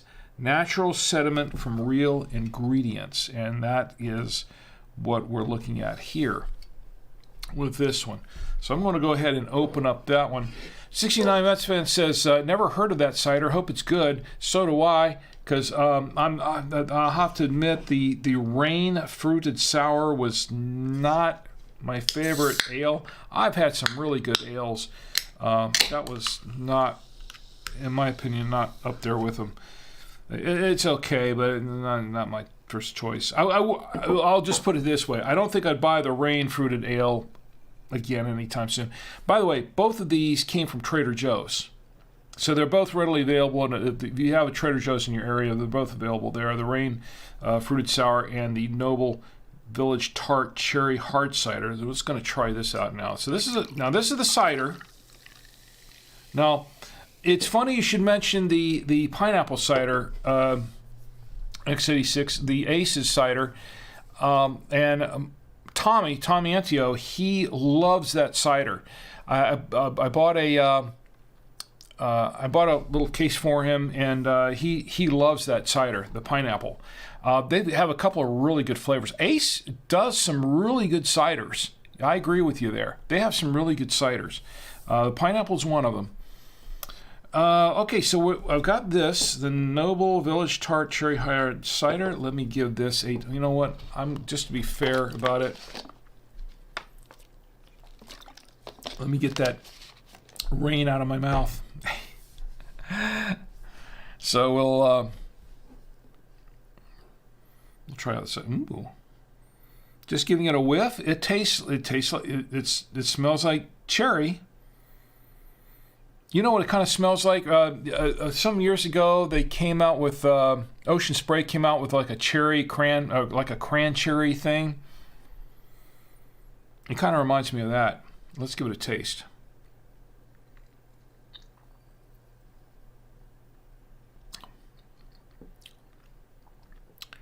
Okay, this is pretty good. It tastes like cherry. It's not overly. It is effervescent, but it's not overly so. Kind of sparkling, but it's not too bad. It's fresh, tastes fresh, but yeah, it's kind of like cherry. It's actually pretty good.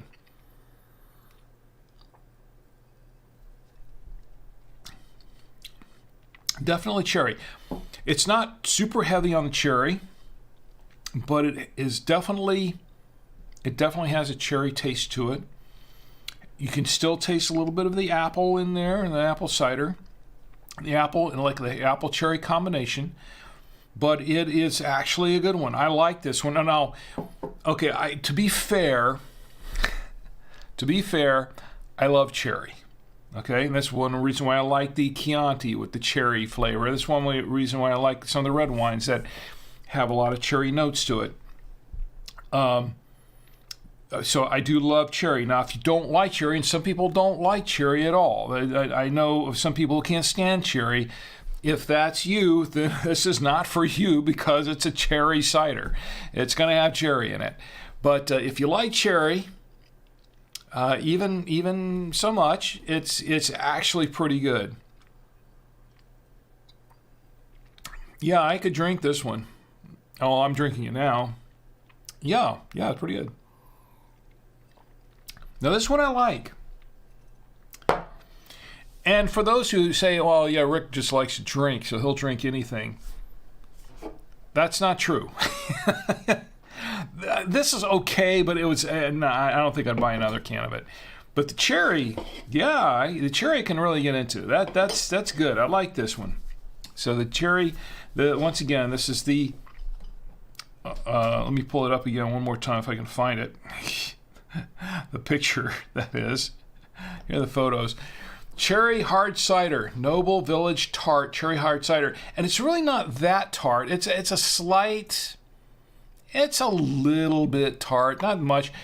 If it's not tart cranberry tart, but it did say that it kind of reminded me of that cran cherry that Ocean Spray came out with a few years ago. And it does kind of smell and taste a little bit like that, but it's not that tart. It's actually pretty good. So I would recommend this one. 69 Westfed says, if you've ever had 9-pin cider, they're good, particularly a ginger one. I have not had that, but let me write that down. 9-pin cider, because I go back and check the chats, but it's gonna get lost in the chats if I don't. And this is the ginger one. I have looked at the ginger beers and things in the past. I just haven't tried any of those yet. Once again, these are both are available at Trader Joe's, and I believe that's where I got those from. Yes, I did. And they were I think they were like $2.39 or $2.59, somewhere in between that for the can. This one right here is I believe this was a 16-ounce can. It's a pint. It's 1 pint. And then this one's 12 ounces. So just to let you know. X86 says, I think Rick's slowly becoming a hardcore cider fan. I think I am. I'm getting there. Tommy really is. He is. He loves these. And I think he'll like this one. I bought one for him. I don't know if he's tried. I suggested that he watch the show and try it when I was trying mine, and he can give me his thoughts on it, in the chat. But I don't know if he's gotten up to try that yet. But I did save him a can to try, and I want him to try it. I think I like it. I think he'll like it too. All right. Well, we've got that going on. Now, I did say I was going to review a coffee. Okay, we're going to review a coffee. But before we get to coffee, there is one other thing I want to do before it gets too late, because this is really, really important. As you know, I have been making Super 8 films, or I've done a lot of things, but one of the things I did was I made a lot of Super 8 films when I was younger. And we had a local film club in our high school that we started in a film class, and we made some films there when we were starting off. And I think many of you have seen, if you've been watching the show for any length of time, you've seen some of the films. I've shown some of them. So a couple of the films tonight you've probably seen before, and you're probably already familiar with them. A couple of things you may not have seen that I'm going to show. But what I'm getting at is a good friend of mine who was involved with many of these films. His name was Doug Torta. He was part of News at 6 was one of the films that he was in, and I've shown News at 6 before. My good friend Doug, who we were friends for many, many years. He was a neighbor. He lived down the street from me. We were friends. So we were schoolmates. Went to high school together. And a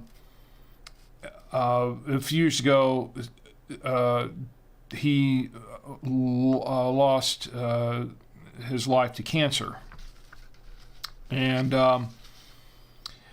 that really saddened and bothered me, because I try to connect with Doug a lot more, but I really wanted to get a chance to kind of hang out with Doug more, and never really got that opportunity to do that. And Doug was he was a super nice guy. He was a really good guy.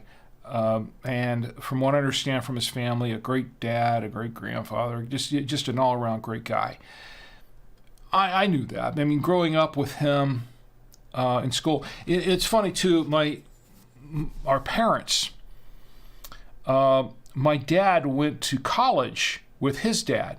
He and his dad and my dad were basically, as I recall, They were frat brothers in college, and they used to make beer and wine in college together, their parents. And years later, when I was a kid, when I was growing up and I was going to high school in Winter Park, Florida, we moved. We just happened to move. We didn't even know this. We just happened to move in basically the same neighborhood that Doug and his family lived in. So it was kind of a nice surprise, for my dad to kind of find Doug's dad again, and we were neighbors, and Doug and I palled around a little bit, and he was just a super guy. He really was, and a lot of fun to be around. Anyway, he was part of our film club, and we made some films together. He lost his life to cancer 4 years ago. This would be March 5th. I noticed that today's the 6th for a few more minutes, but March 5th is when he passed away in 2019. So I wanted to do a short tribute to my good friend Doug. Now, I think you'll find this interesting because you'll see a lot of the films that we've made together, and you'll also see something else. You'll also see, for the first time, I am showing segments from a TV show that we did for cable back in 1982 and 83 called Filmmakers. We did a cable show for the local cable channel there, cable TV3 in Florida, and we produced this show called Filmmakers, and we would showcase local filmmakers and interview them, and we'd show their films on cable. And it was kind of a popular show at the time. It was funny because when we first pitched the show and we first put it up there, first started producing it, and we produced it. I mean, we paid for everything. It was put it all together. But when we first produced the show, as I recall, originally I think it was going to air one night a week. I think is what it was. Either Wednesday or Friday. I don't remember which night it was supposed to air, but it quickly became a popular show on that cable channel, and they wound up running it 2 nights a week. They would replay the show. 2 nights, the same episode 2 nights a week, every week for a while, because they said, well, the show's pretty popular, so we're gonna play it again. So it wound up airing on Wednesdays and Fridays each week, and that ran for a year or two, a couple of years, maybe almost 3. But we produced this show, so you're going to get to see a little bit of sort of what we did. Now, just to set this up a little bit, this show. Filmmakers, I have the original tapes, but these tapes are 41, 42 years old. So when I did the transfer of this particular show, it wasn't really great. Now, Nick Coyle, who does a lot of our transfers, who's restored a lot of the Super 8 films that I've done, went and did a fabulous job of restoring this, such as it is. Now, it's not in great shape, so you'll have to bear with me on this, but when watching, it's not great shape. This is, you're looking at a 41-year-old tape that has been, through the ringer pretty much, and this tape they aired like a whole bunch of times because it was a popular episode, I guess. We aired a bunch of times on cable.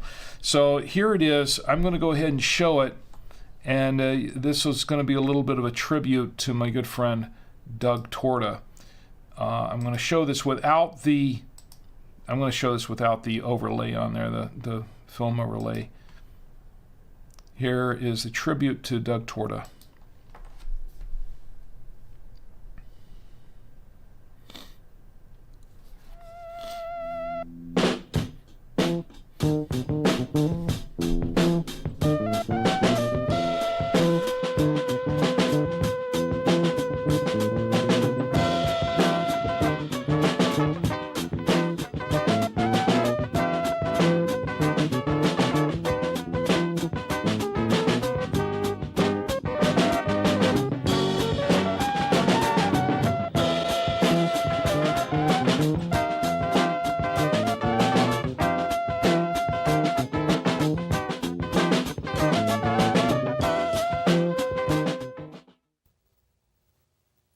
Hi, I'm Hillary Meister. Welcome to Filmmakers.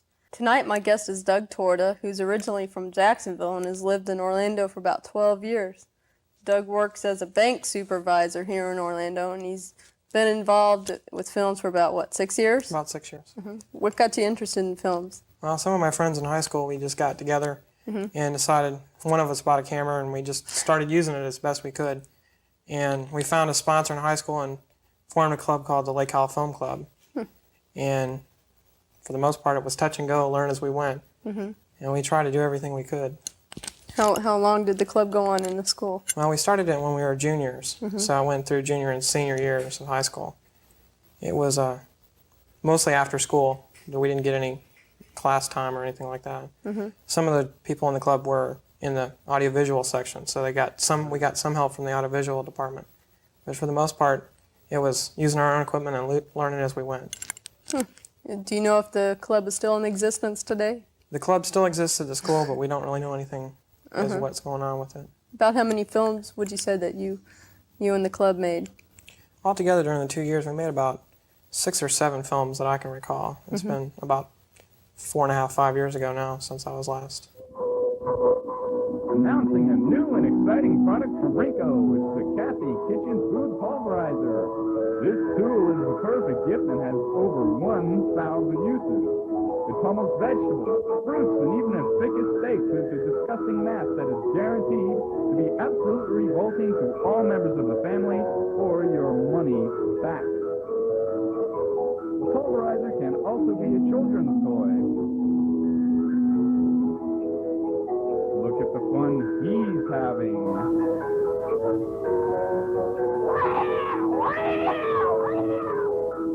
And of course, the pulverizer has many other uses. It can be used as a solicitor deterrent, a toilet fixer, riot starters and stoppers, a paraglooper repair tool, a TV repair tool. It can be used for medicinal purposes, garbage trashers. It even has the U.S. Motorcycle Gang seal of approval for its most popular use, a lethal weapon.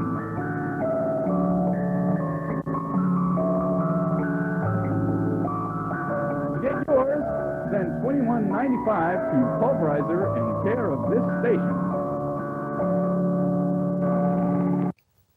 Did you find you were making more films and studying at that time? No, not really. Well, all of us were more interested in school than just films, but towards the end of the senior year, the films were becoming very important because none of us wanted to do anything as far as school was concerned. How did it affect the rest of the school? Well, a lot of the school didn't even know about us until our second or third film.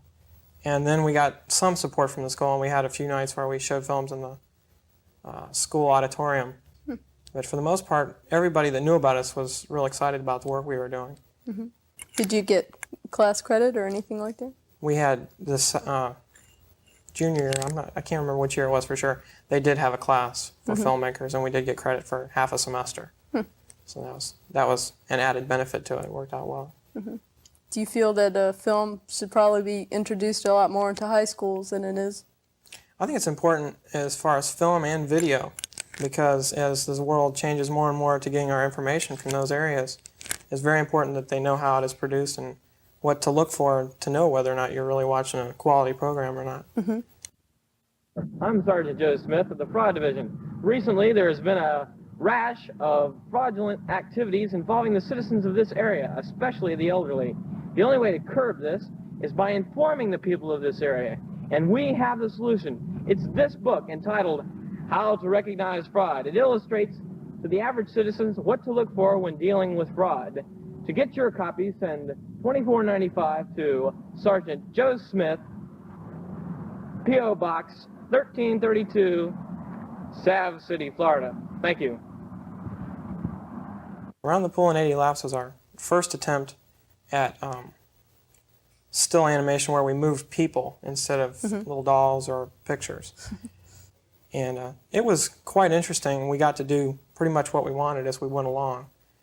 And we learned quite a bit about animation using still frame and slow motion and that type of thing. It was a great learning experience. That was the first film as pixelation category. Right. It was one of the very first films we did out also, and it was quite a learning experience. How long did it take you to film it? As I recall, it took about 3.5 weeks. 3.5 weeks, and it's about a 4-minute film? Right. But mostly our problems for time were because of trying to get the same light, in the afternoon, and school also, and of course the infamous summer rains caused us problems where we had to stop. But it was quite interesting. We got to do quite a few things and some interesting special effects. And we all enjoyed it a great deal and learned a lot.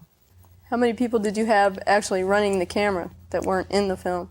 Well, there was only 2 cameramen, as I recall. I can't remember for sure.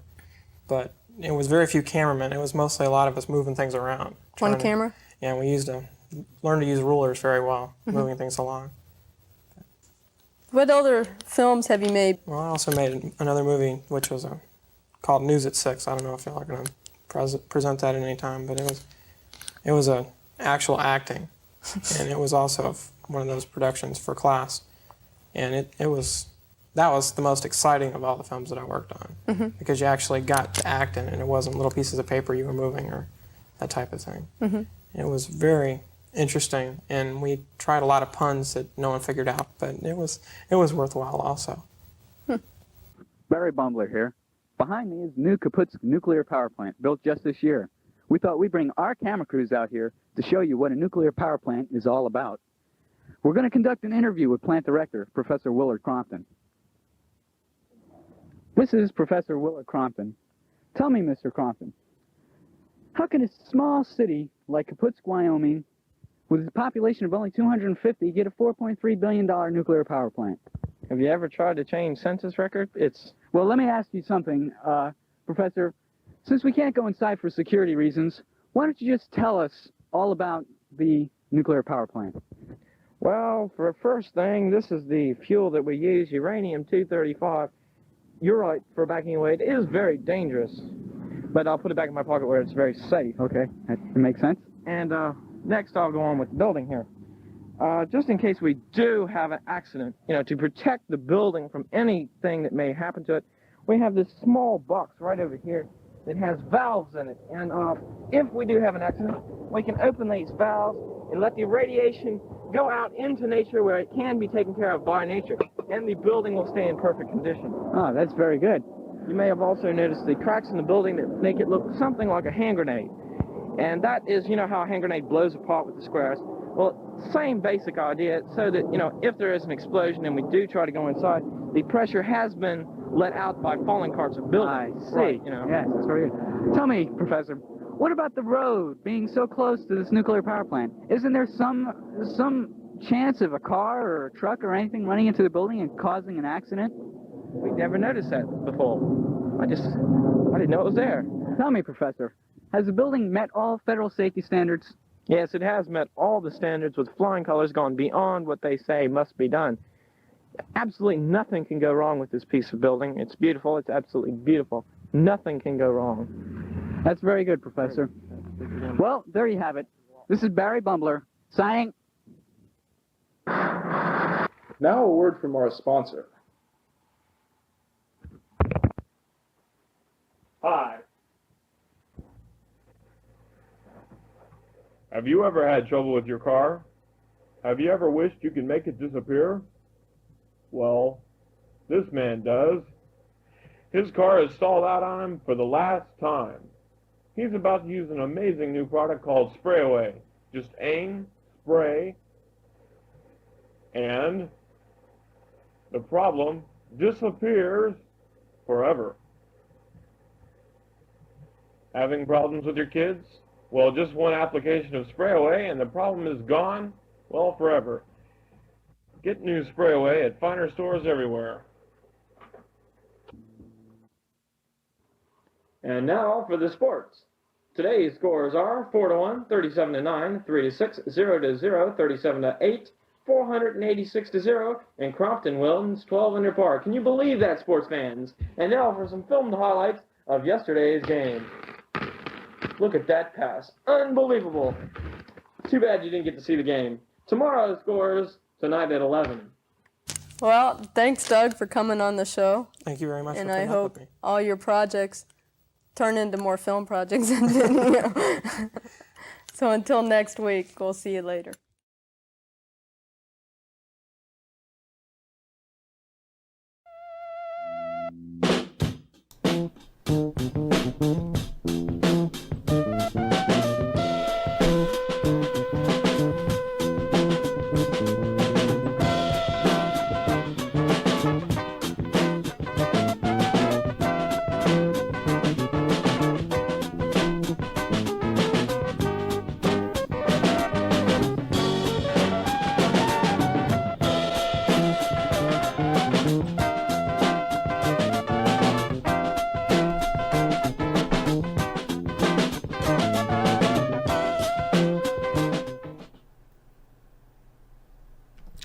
And that was a tribute to my good friend Douglas Allen Torta. So my good friend Doug,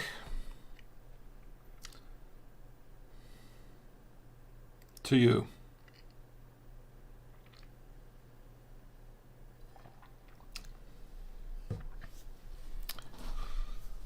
All right, on a happier note,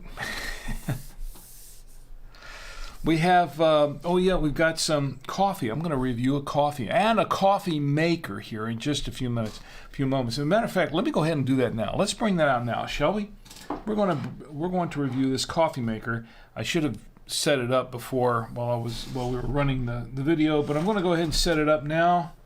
If I can get it over here. There we go. All right. So what I have here, this is, let me get the box. Okay. This is the box. As heavy as the coffee maker almost. This is a taste style single serve coffee maker. You can brew it in two ways. There are two options for brewing this. You can brew it, either you can brew ground coffee.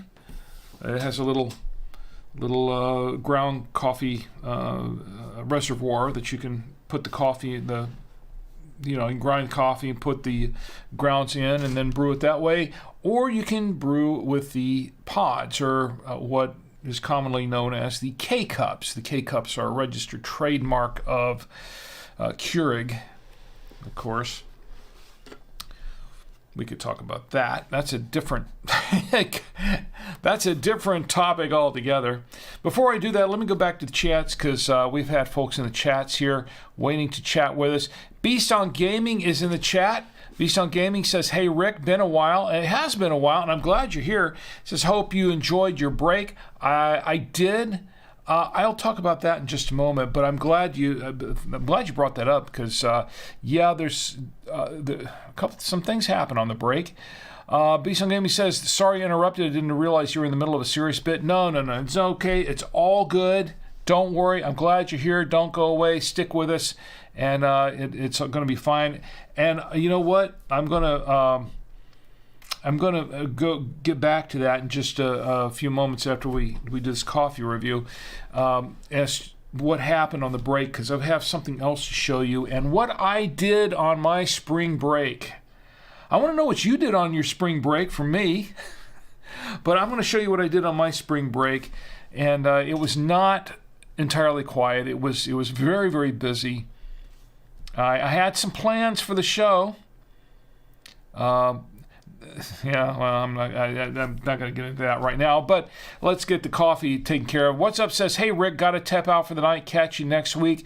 Well, what's up? I'm glad you're here, even though you got to go. I'm glad you're here. Thanks for being here with me tonight, with all of us here tonight, and you have a great, great week. Try to catch the rest of it later if you can, because we have some more stuff coming. We have a few more things to show you. Let's see. Oh, yes. Also, Noya Yu is in the chat and says hi, and hi right back at you. It's great to see you here. Let me see if anyone else has joined us on kind of quiet on Facebook tonight, which is a little bit disappointing. Not so much. I mean, yeah, it's a little disappointing because the regulars aren't in there in the chat, but it's also kind of disappointing because of all the extra work I had to do to get Facebook to work tonight, and which is what made us late getting started. And for all that work, it seemed to be not much of a payoff there in terms of. I really hope that Facebook isn't. Oh, I don't even want to go there. Beast on Gaming says, did you hear about the Italian chef with a terminal illness? He passed away. Can only do so much. Now he's just piece of history. Oh my goodness. Yeah. That's good. I like that. I really like that. Actually, you know what? You get a you get more than that. What have I got here? Oh yeah, you get applause. You get laughter and you get applause. I like that. That was a really good one. Some Gaming says that was perhaps a very badly timed joke, and I greatly apologize. No apologies necessary. We're having a great time. Beast on Gaming, I'm just glad you're here. It says it just clicked for me after I sent it. It's all good. You're good. It's fine. No worries. Okay. All right, this is what I'm going to do. We're going to test this out because I have not actually brewed a cup of coffee in this yet. I did do one run to run some water through because that's what the instructions said from this taste style thing I bought from Amazon, single serve coffee maker. Follow the directions. I did follow the instructions. I did read the manual. And you know what? That's what I tell people all the time. RTM. Read the manual. That's what I do. It worked to run the sample one through. So now I'm going to run an actual coffee through. And this is not the coffee I'm going to review. This is, although I should probably review it, this is a Cinnabon Classic Cinnamon Roll coffee, which we like, we enjoy. I'm going to put that in there. And I'm going to do it in, I'm going to do it for those of you who are familiar with him. I'm going to do it in my official Square Guy mug. Square Guy, if you're watching now or later, you and Darcy, I'm using your mug. All right, so I'm going to, well, you know, before I close this up, I got to put some water in here, don't I? All right, so I've got to put some water in this thing. Let's see if we can fill this up properly. We've got to fill this up so that it doesn't go past, what is it going to go past? Let's put about 10 ounces in here. 8 ounces? It's an 8 ounce. So I think this is a 10 ounce mug, but I'm gonna put 10 ounces in there. There you go. All right, that should be about right. So we're gonna try this out. We're gonna try this out first to see if it works. This is very important because the coffee that I'm actually going to review, we need to test it out and make sure it works first before I run that one through. There's a reason for that. So we're going to close it up, and we've got two buttons here, one regular and one that's a bold. We're going to do the regular one. We're going to let it brew on the regular one. It's blinking now. It's going to start brewing, and let's hope everything goes well. You can hear it heating up, I think. It's going to take a minute or two, I think, for it to heat up. So we're going to let it brew. And if this one turns out okay, then here we go. If this one turns out okay, then we'll go ahead and brew the one that I want to review, because the one I want to review, I don't want to get ahead of myself here, okay? But while it's brewing, let's talk about a couple of other things. Let me go back to what, who was it I said? It was Beast on Gaming? Okay. Beast on Gaming. I had a break. We had a break of sorts. This was what was supposed to happen. Now, during the break, or actually before the break, I'm getting ahead of myself again. A couple of weeks before the 200th episode, I started making a few hints about some things that, a project that I was going to start working on during the break. And during the break, that's what I was doing. Now, here's the thing. It got a little sticky for me because my plan was to spend because I had a 6-week break. So my plan was to spend a week or so just kind of resting because I needed the rest. Because, doing 50 shows a week for a year, it does kind of wear down. I love doing it. Don't get me wrong. I love doing this, but it kind of wears me down physically a little bit. So I wanted to have a chance to rest and recuperate, and I had some big plans for season 5. I wanted to do a lot of different things. I wanted to do some things in the studio. I had plans to upgrade the camera systems, give us some 4K functionality and things like that. I had a lot of great plans, and wow, this is starting to work out, isn't it? It's making some noise. Hear that? It's brewing. It's working. It's working. It smells like coffee. Actually, it smells pretty good. I love Cinnabons. Can't eat them anymore, but I love them. And it smells kind of like a Cinnabon coffee, to be sure. Anyway, so let's see if I can do this monologue while this is rolling. So anyway, this is distracting. So anyway, it's just about done anyway, I think. Isn't it? Yeah. Okay. Is it done? I think it's about done. Maybe not.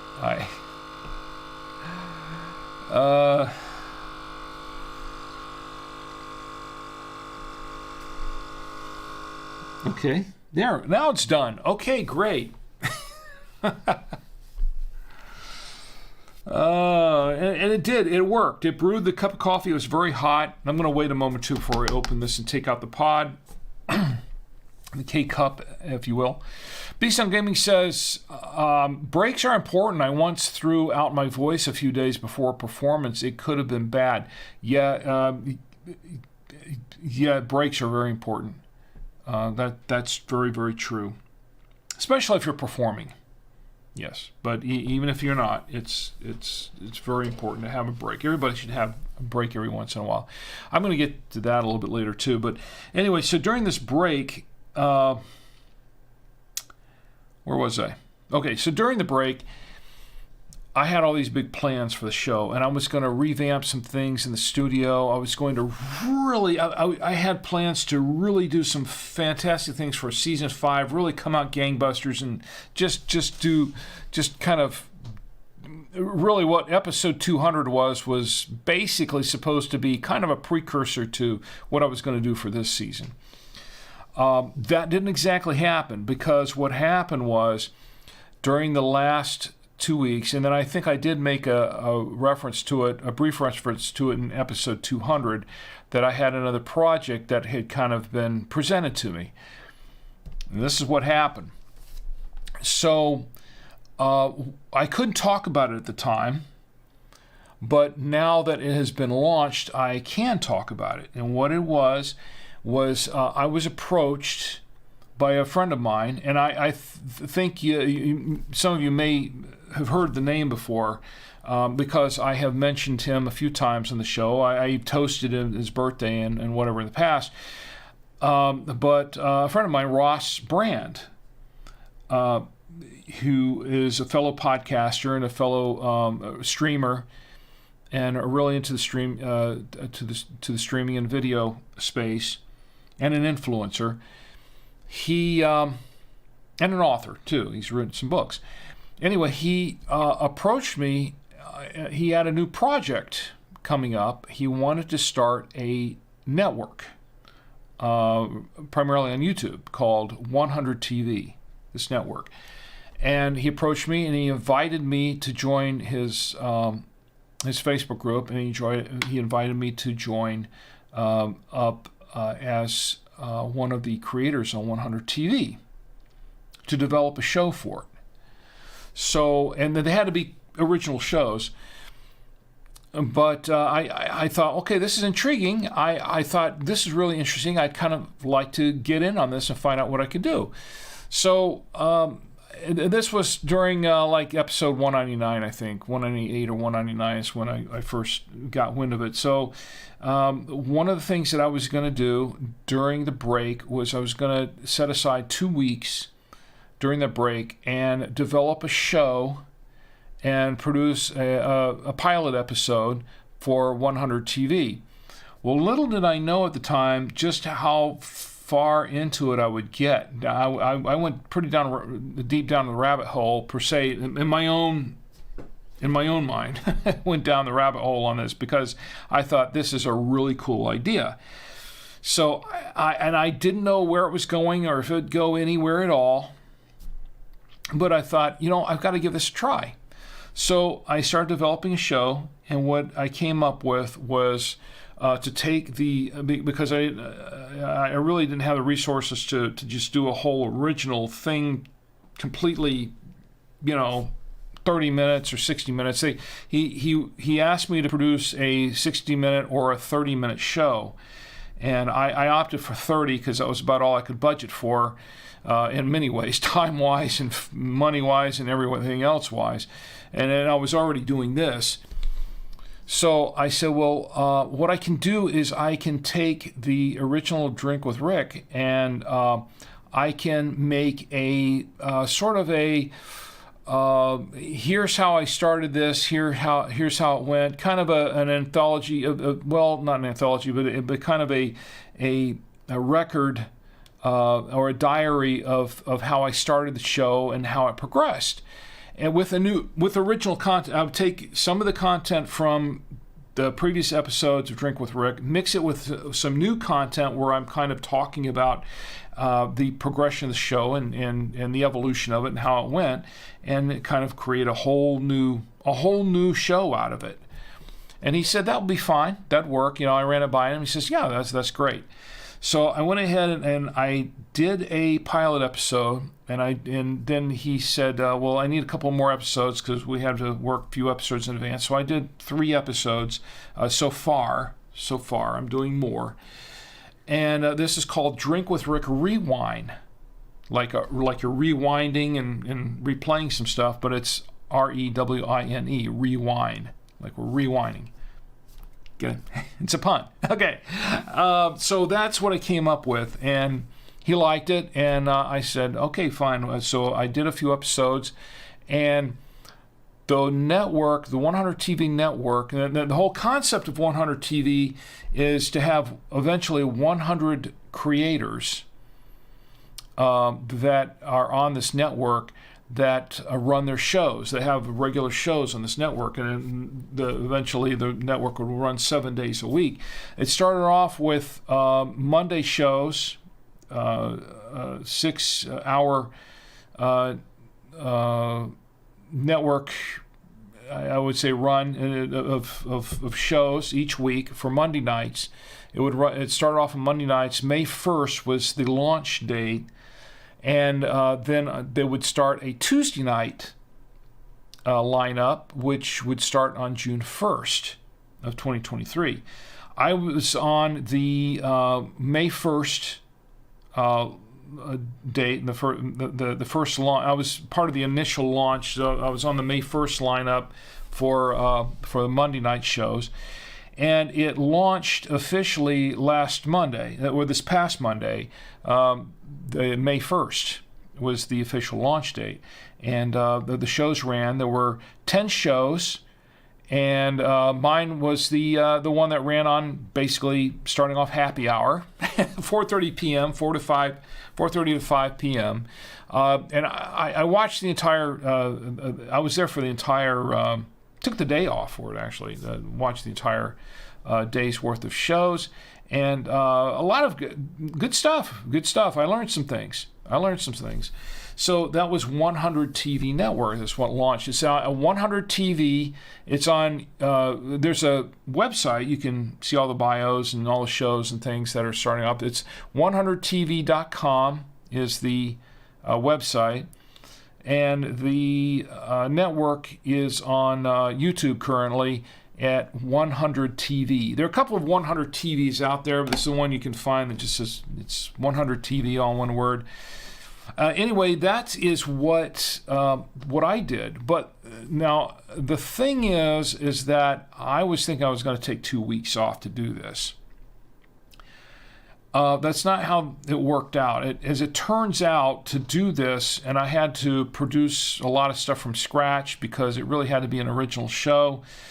I could use the vignettes from the previous wine streams that we did, but it had to be kind of original show. So I had to create an original open and close and all the vignettes in general. Basically what the show is, the format for the show is kind of like kind of a cross between How I Met Your Mother and maybe Alfred Hitchcock Presents.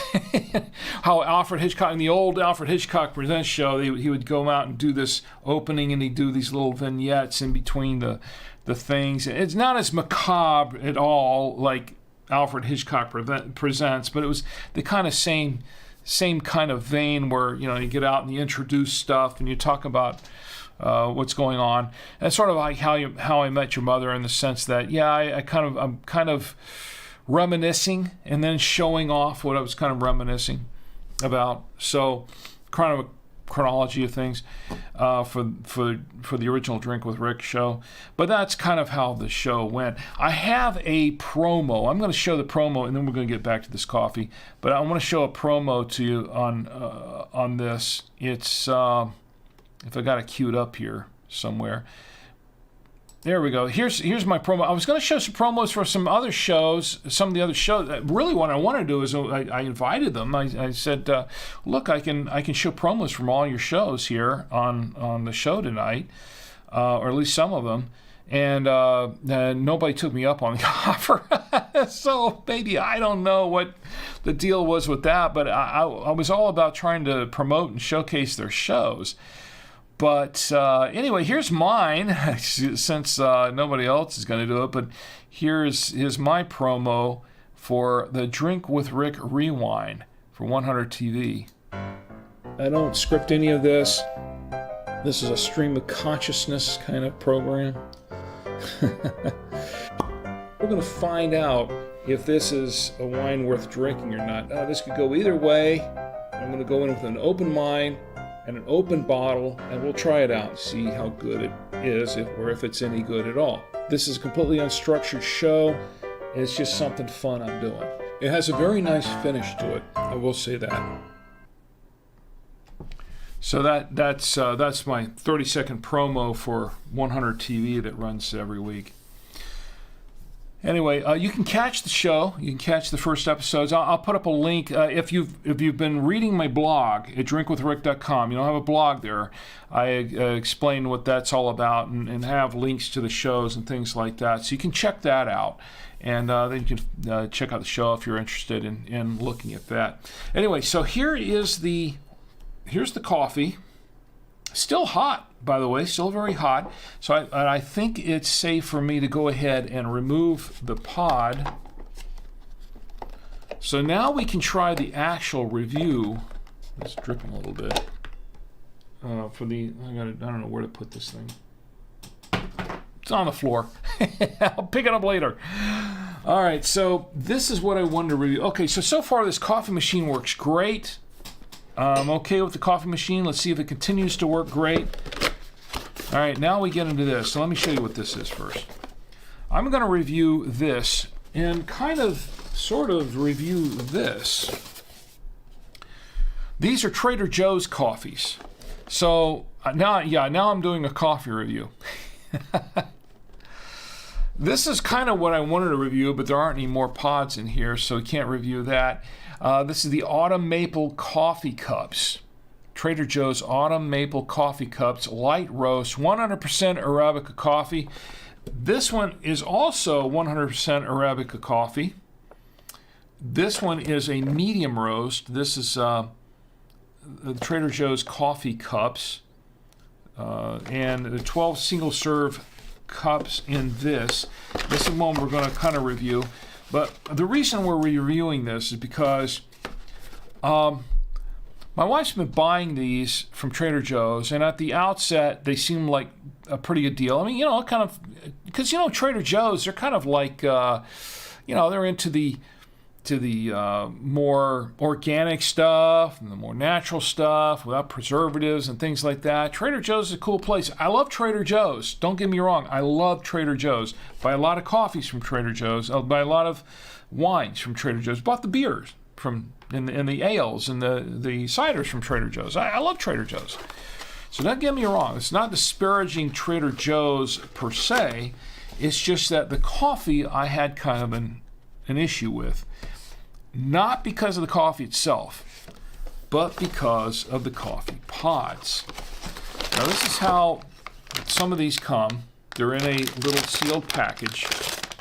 And you kind of have to break the seal. We've already broken the seal. We've already had a few of these. I'll explain that in a minute. And then here are the pods for the Trader Joe's. Smells great, by the way, actually. It really smells great. Fresh coffee. So I'm going to put this away. Really good. This is the medium roast. The other one was a light roast. Put that somewhere, like the floor. So here's what's going on. If you notice, let me pick this other one off. All right. Now, the K-Cups, if you notice the K-Cups, this is the classic K-Cup, right? Now you know they're kind of completely sealed up in plastic, and they've got the little holes there. You're familiar with the K-Cup style coffees. This is kind of a trademark. This is a patented design from K-Cup design. Now the thing is about the K-Cups is that they typically, I don't know if I can get real close with this, but the top of it, this is a foil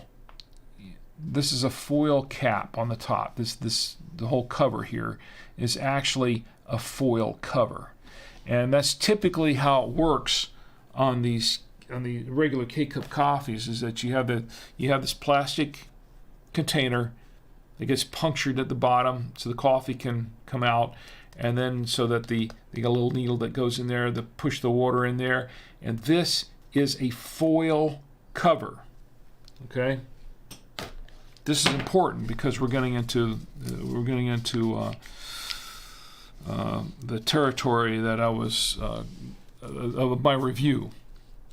All right, so this Trader Joe's has their own version of this, where they have this is not enclosed. Notice that it's not enclosed at all.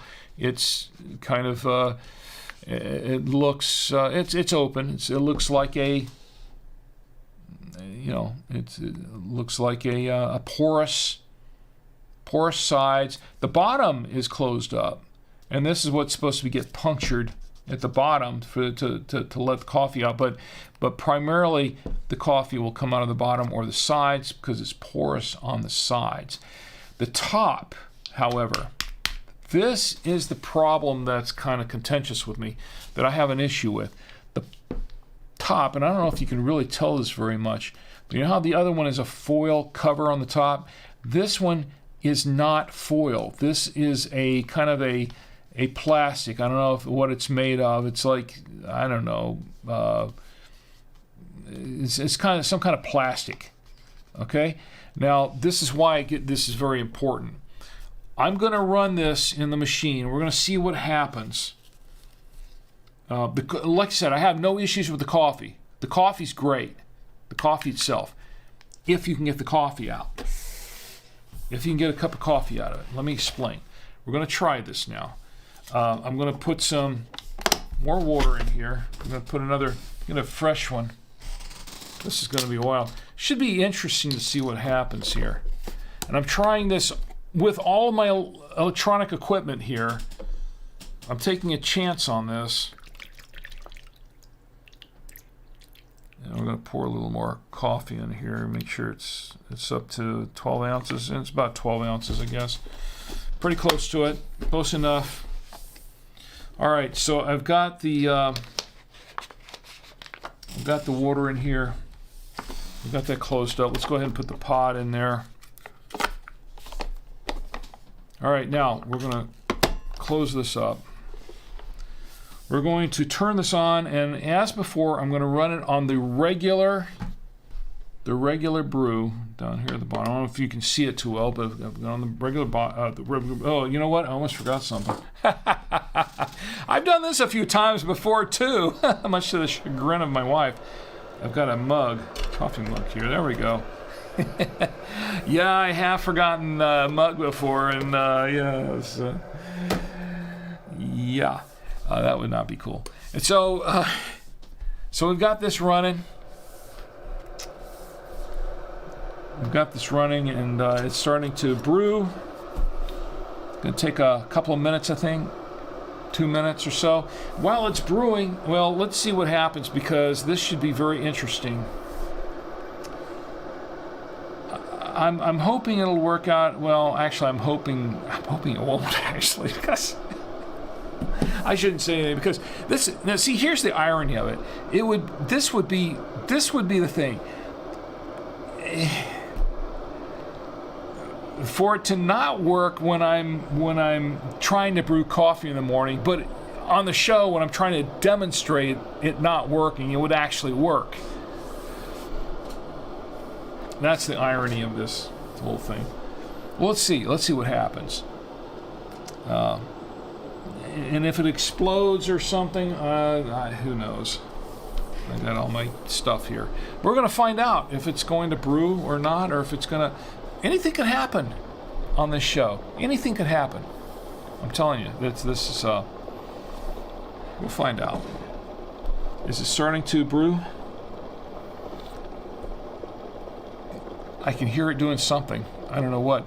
And Amy's in the chat. By the way, well, let's get to Facebook. Amy's in the chat. And Amy, it is so great to see you. It's been a while. It's been way too long. And I want to say it's great to see you here. Amy says, hi, Rick. Sorry we haven't been able to join in so long. Great to see you again. And it is always great to see you.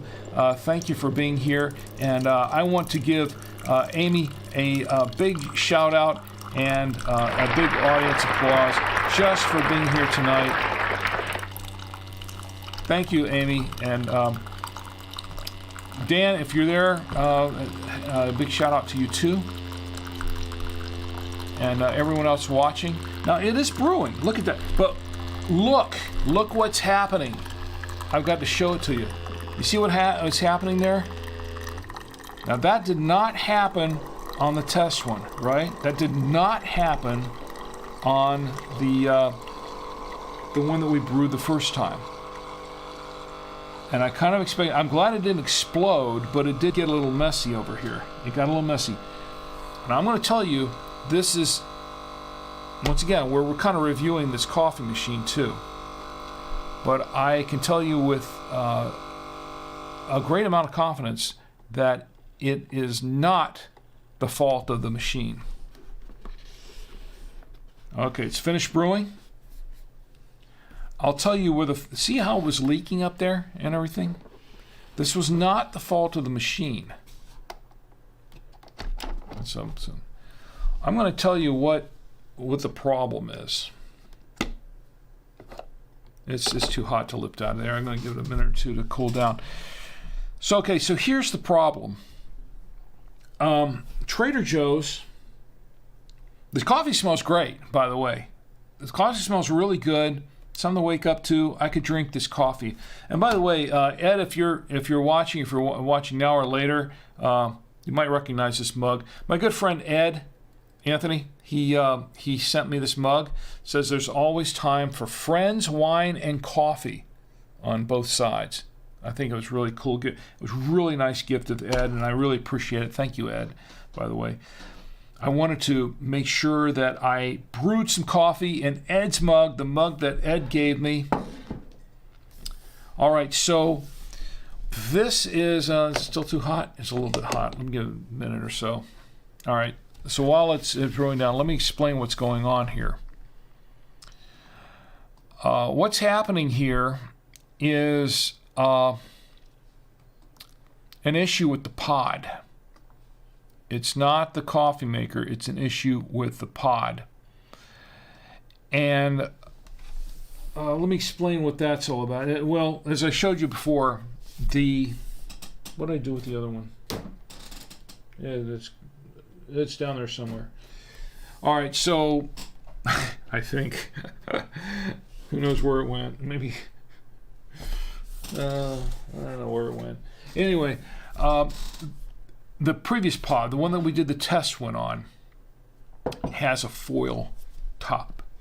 This one does not. This one has a plastic one. Now, part of this, it's kind of a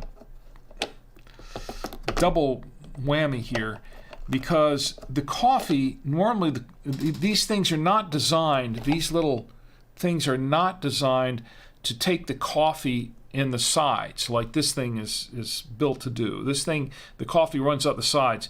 It doesn't, if you notice in the bottom, it is not punctured in the bottom. Now, on a normal pod, it would be punctured at the bottom. I don't know what happened to this thing. Oh, it's way in the back. All right, let's bring it up. I'm going to show you this. I'm going to show you these things side by side. Okay, on this one, which happens to be the Cinnabon one, which is pretty tasty actually, you've got, let me switch over to camera 2, that might be easier. Okay, you've got this one, which is completely enclosed up here, but it punctures on the top and the bottom. The puncture on the top is to push the water through. The one on the bottom is for the coffee to come out of.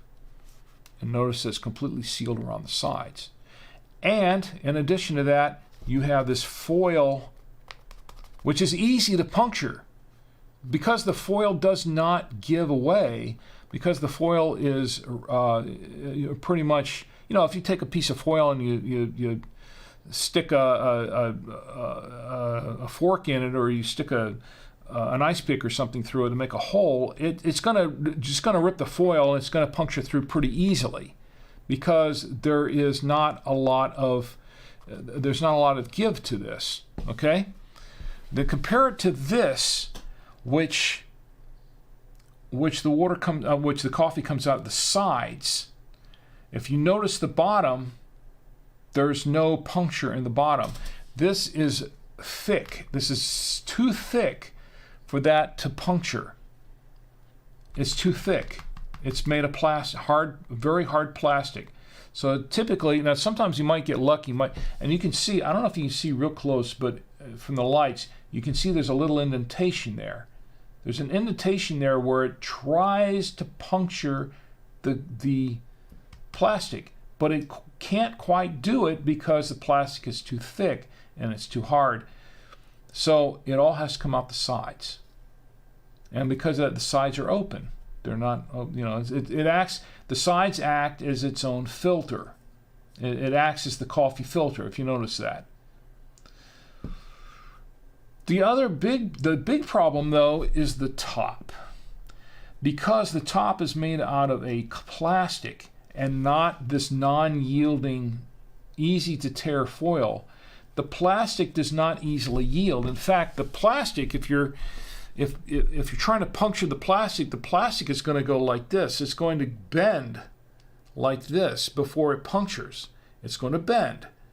It doesn't puncture very well. It bends. And at some point, it's going to give away and puncture, but it doesn't do it right away. Now, if you notice this, it's not really a puncture, it's more of a rip. And that the only reason it's done that is because this thing was sharp enough, because it's brand new and it's sharp enough to really puncture through this thing, and because there was some force used when it closed and the water was forced through there. But we have a Keurig machine, or it's actually not a Keurig branded machine, but it's a Keurig light machine, that it's a couple of years old, a few years old, and it's not as sharp as it used to be at the beginning. So it will work fine. It'll work great on normal capsules and normal pods like this. But when you get a Trader Joe's one in here where it has that give, it has a hard time puncturing through it. In some cases, it can't puncture it at all. And we have to use a fork to make a hole in it to puncture it through. That's where we get into the problem, because if we don't do that, if we think it's punctured and it hasn't quite punctured through, it hasn't gone through the entire membrane, what's going to happen is the pressure builds up on top and the whole thing explodes. We get an exploding capsule, and we get the whole coffee machine explodes, and it just kind of everywhere. So you get coffee grounds, you get everything everywhere, and we don't get any coffee in the cup.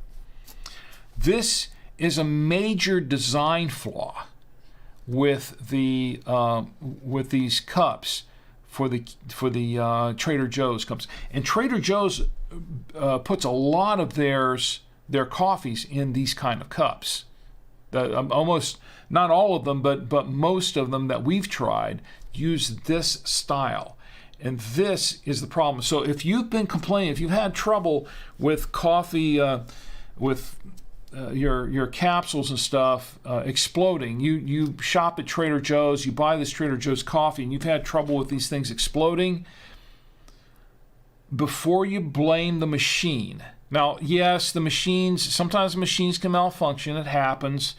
It can happen even on these regular ones. It's possible.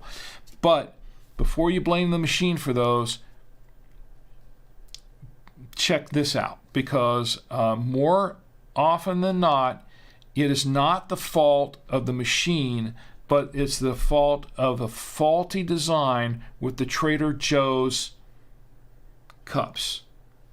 Now, I know I'm going along with this, but I understand why Trader Joe's has to change their design a little bit, or the company that makes these for Trader Joe's, why they have to change the design. They have to come up with their own design a little bit, because this is proprietary, and companies that use these typically have to pay a royalty fee for all these cups from Keurig, because Keurig owns the patent on it. However, this is not working. It's not. So just a heads up, once again, if you're using these, it's something to be aware of, because more often than not, if you saw here, this was a very light example. It was leaking a little bit. You saw it leaking live on the show. You saw it leaking, but there's been worse. We've actually had these things explode on us in the coffee machine, and it's a real mess to clean up. So for that reason, I'm not using these anymore. I like the coffee. I really love the coffee. Coffee's great, but I'm not using these things anymore until they change their design. So that's my final review on the Trader Joe's coffee. And once again, the coffee's really good. I really like the Trader Joe's coffee. But I can't stand their design of their K-Cups, or they're not K-Cups, but they're pods, I should say. So that's my review on the coffee. Anyway, sorry I went long on this. Went long for a reason. We started late anyway, but it's been a long show. And you know, it is the first show of season 5, and I wanted to catch up with everybody to find out what you guys were doing, and let you know what I was doing, and catch up on all that stuff. But the final review of the wine, once again, this is the final review of the St. Giorgio Chianti. This is a very good wine, and I do recommend it. And yes, if you're going to go to Italy, ask for it. Actually, if you're going to Italy, tour the wineries. That's the thing to do. That's what I would recommend, rather than just settle on 1 or 2 wines out there. Go visit the wineries. You're going to have a treat there, definitely. So that would be my recommendation. And of course, the beers, the wine was very good. I liked it. I would give this a 4.5, maybe a whole 5 stars. I really liked the wine. Also, I reviewed this Rain fruited sour. Flinted. It looks like it says flinted. Fruited sour ale. Didn't care for that so much. However, the Noble Village Tart Cherry Hard Cider, I really enjoyed. I highly recommend this. And the coffee, Trader Joe's coffee. I like the coffee. Get the ground version. If you like the coffee, get the ground version. Don't go for these pods. The pods are awful, in my opinion. But those are my final reviews on everything that we reviewed tonight. All right, that's the final bit for the show. before we go, I want to bring out one more celebrity, and you know who it is? It is... Oh, you know, I almost forgot to tell you. If you want to get a free pair of these, email me, rick@savoymedia.com. Send a self-addressed stamped envelope to let me see. I don't even think I have this thing up here, do I? Send a self-addressed stamped envelope to me. I'll have the address. I have the address in other episodes. Whatever. Just email me and I'll send you the address, and I'll send you a pair of those Drink with Rick coasters if you send me a self-addressed stamped envelope. It's too late for me to go starting promoting stuff. But there is one thing I'm going to do before I bring out Roadkill Bill. I did promise that I would give away some stuff, and I want to give away stuff to everybody in the chat who's in the chat with me tonight, who sends me. I have these. These are easy to send too.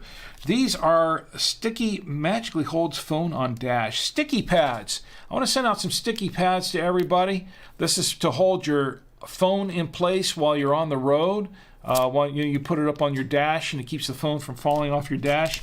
I'd like to send everybody in the chat one of these. Everybody gets one. Sure. All you need to do is just go ahead and send me a valid shipping address to rick@savoyamedia.com, rick@savoyamedia.com. Mention tonight's episode, and I'll send you a pack of these. Maybe I'll send you a couple. I got plenty of them here. I got a whole ton of them. Anyway, that's my giveaway for tonight. Anyway, thanks for being here with me tonight. And now it's time to bring out our celebrity and yours, Roadkill Bill. And here he is. Well, you know what? Here he is. Roadkill Bill. Yes, it's Roadkill Bill. And Bill has a special message for all of you. Don't you, Bill? The message is, please don't drink and drive. Drink in the comfort of your home, your office, your hotel, your dwelling, wherever you are. Don't drink and drive. If you have to go somewhere, call an Uber, call a Lyft, call a cab, call a friend. Call somebody who, you know, maybe not be a good friend, but somebody you know and trust who has not been drinking and who can come pick you up and take you home. But if not, just stay put. It's not worth it. Think of others as well as yourself. Don't drink and drive. No text and drive either, because that's also dangerous. Because I want you to have a great week. But most of all, I want you to have a safe week.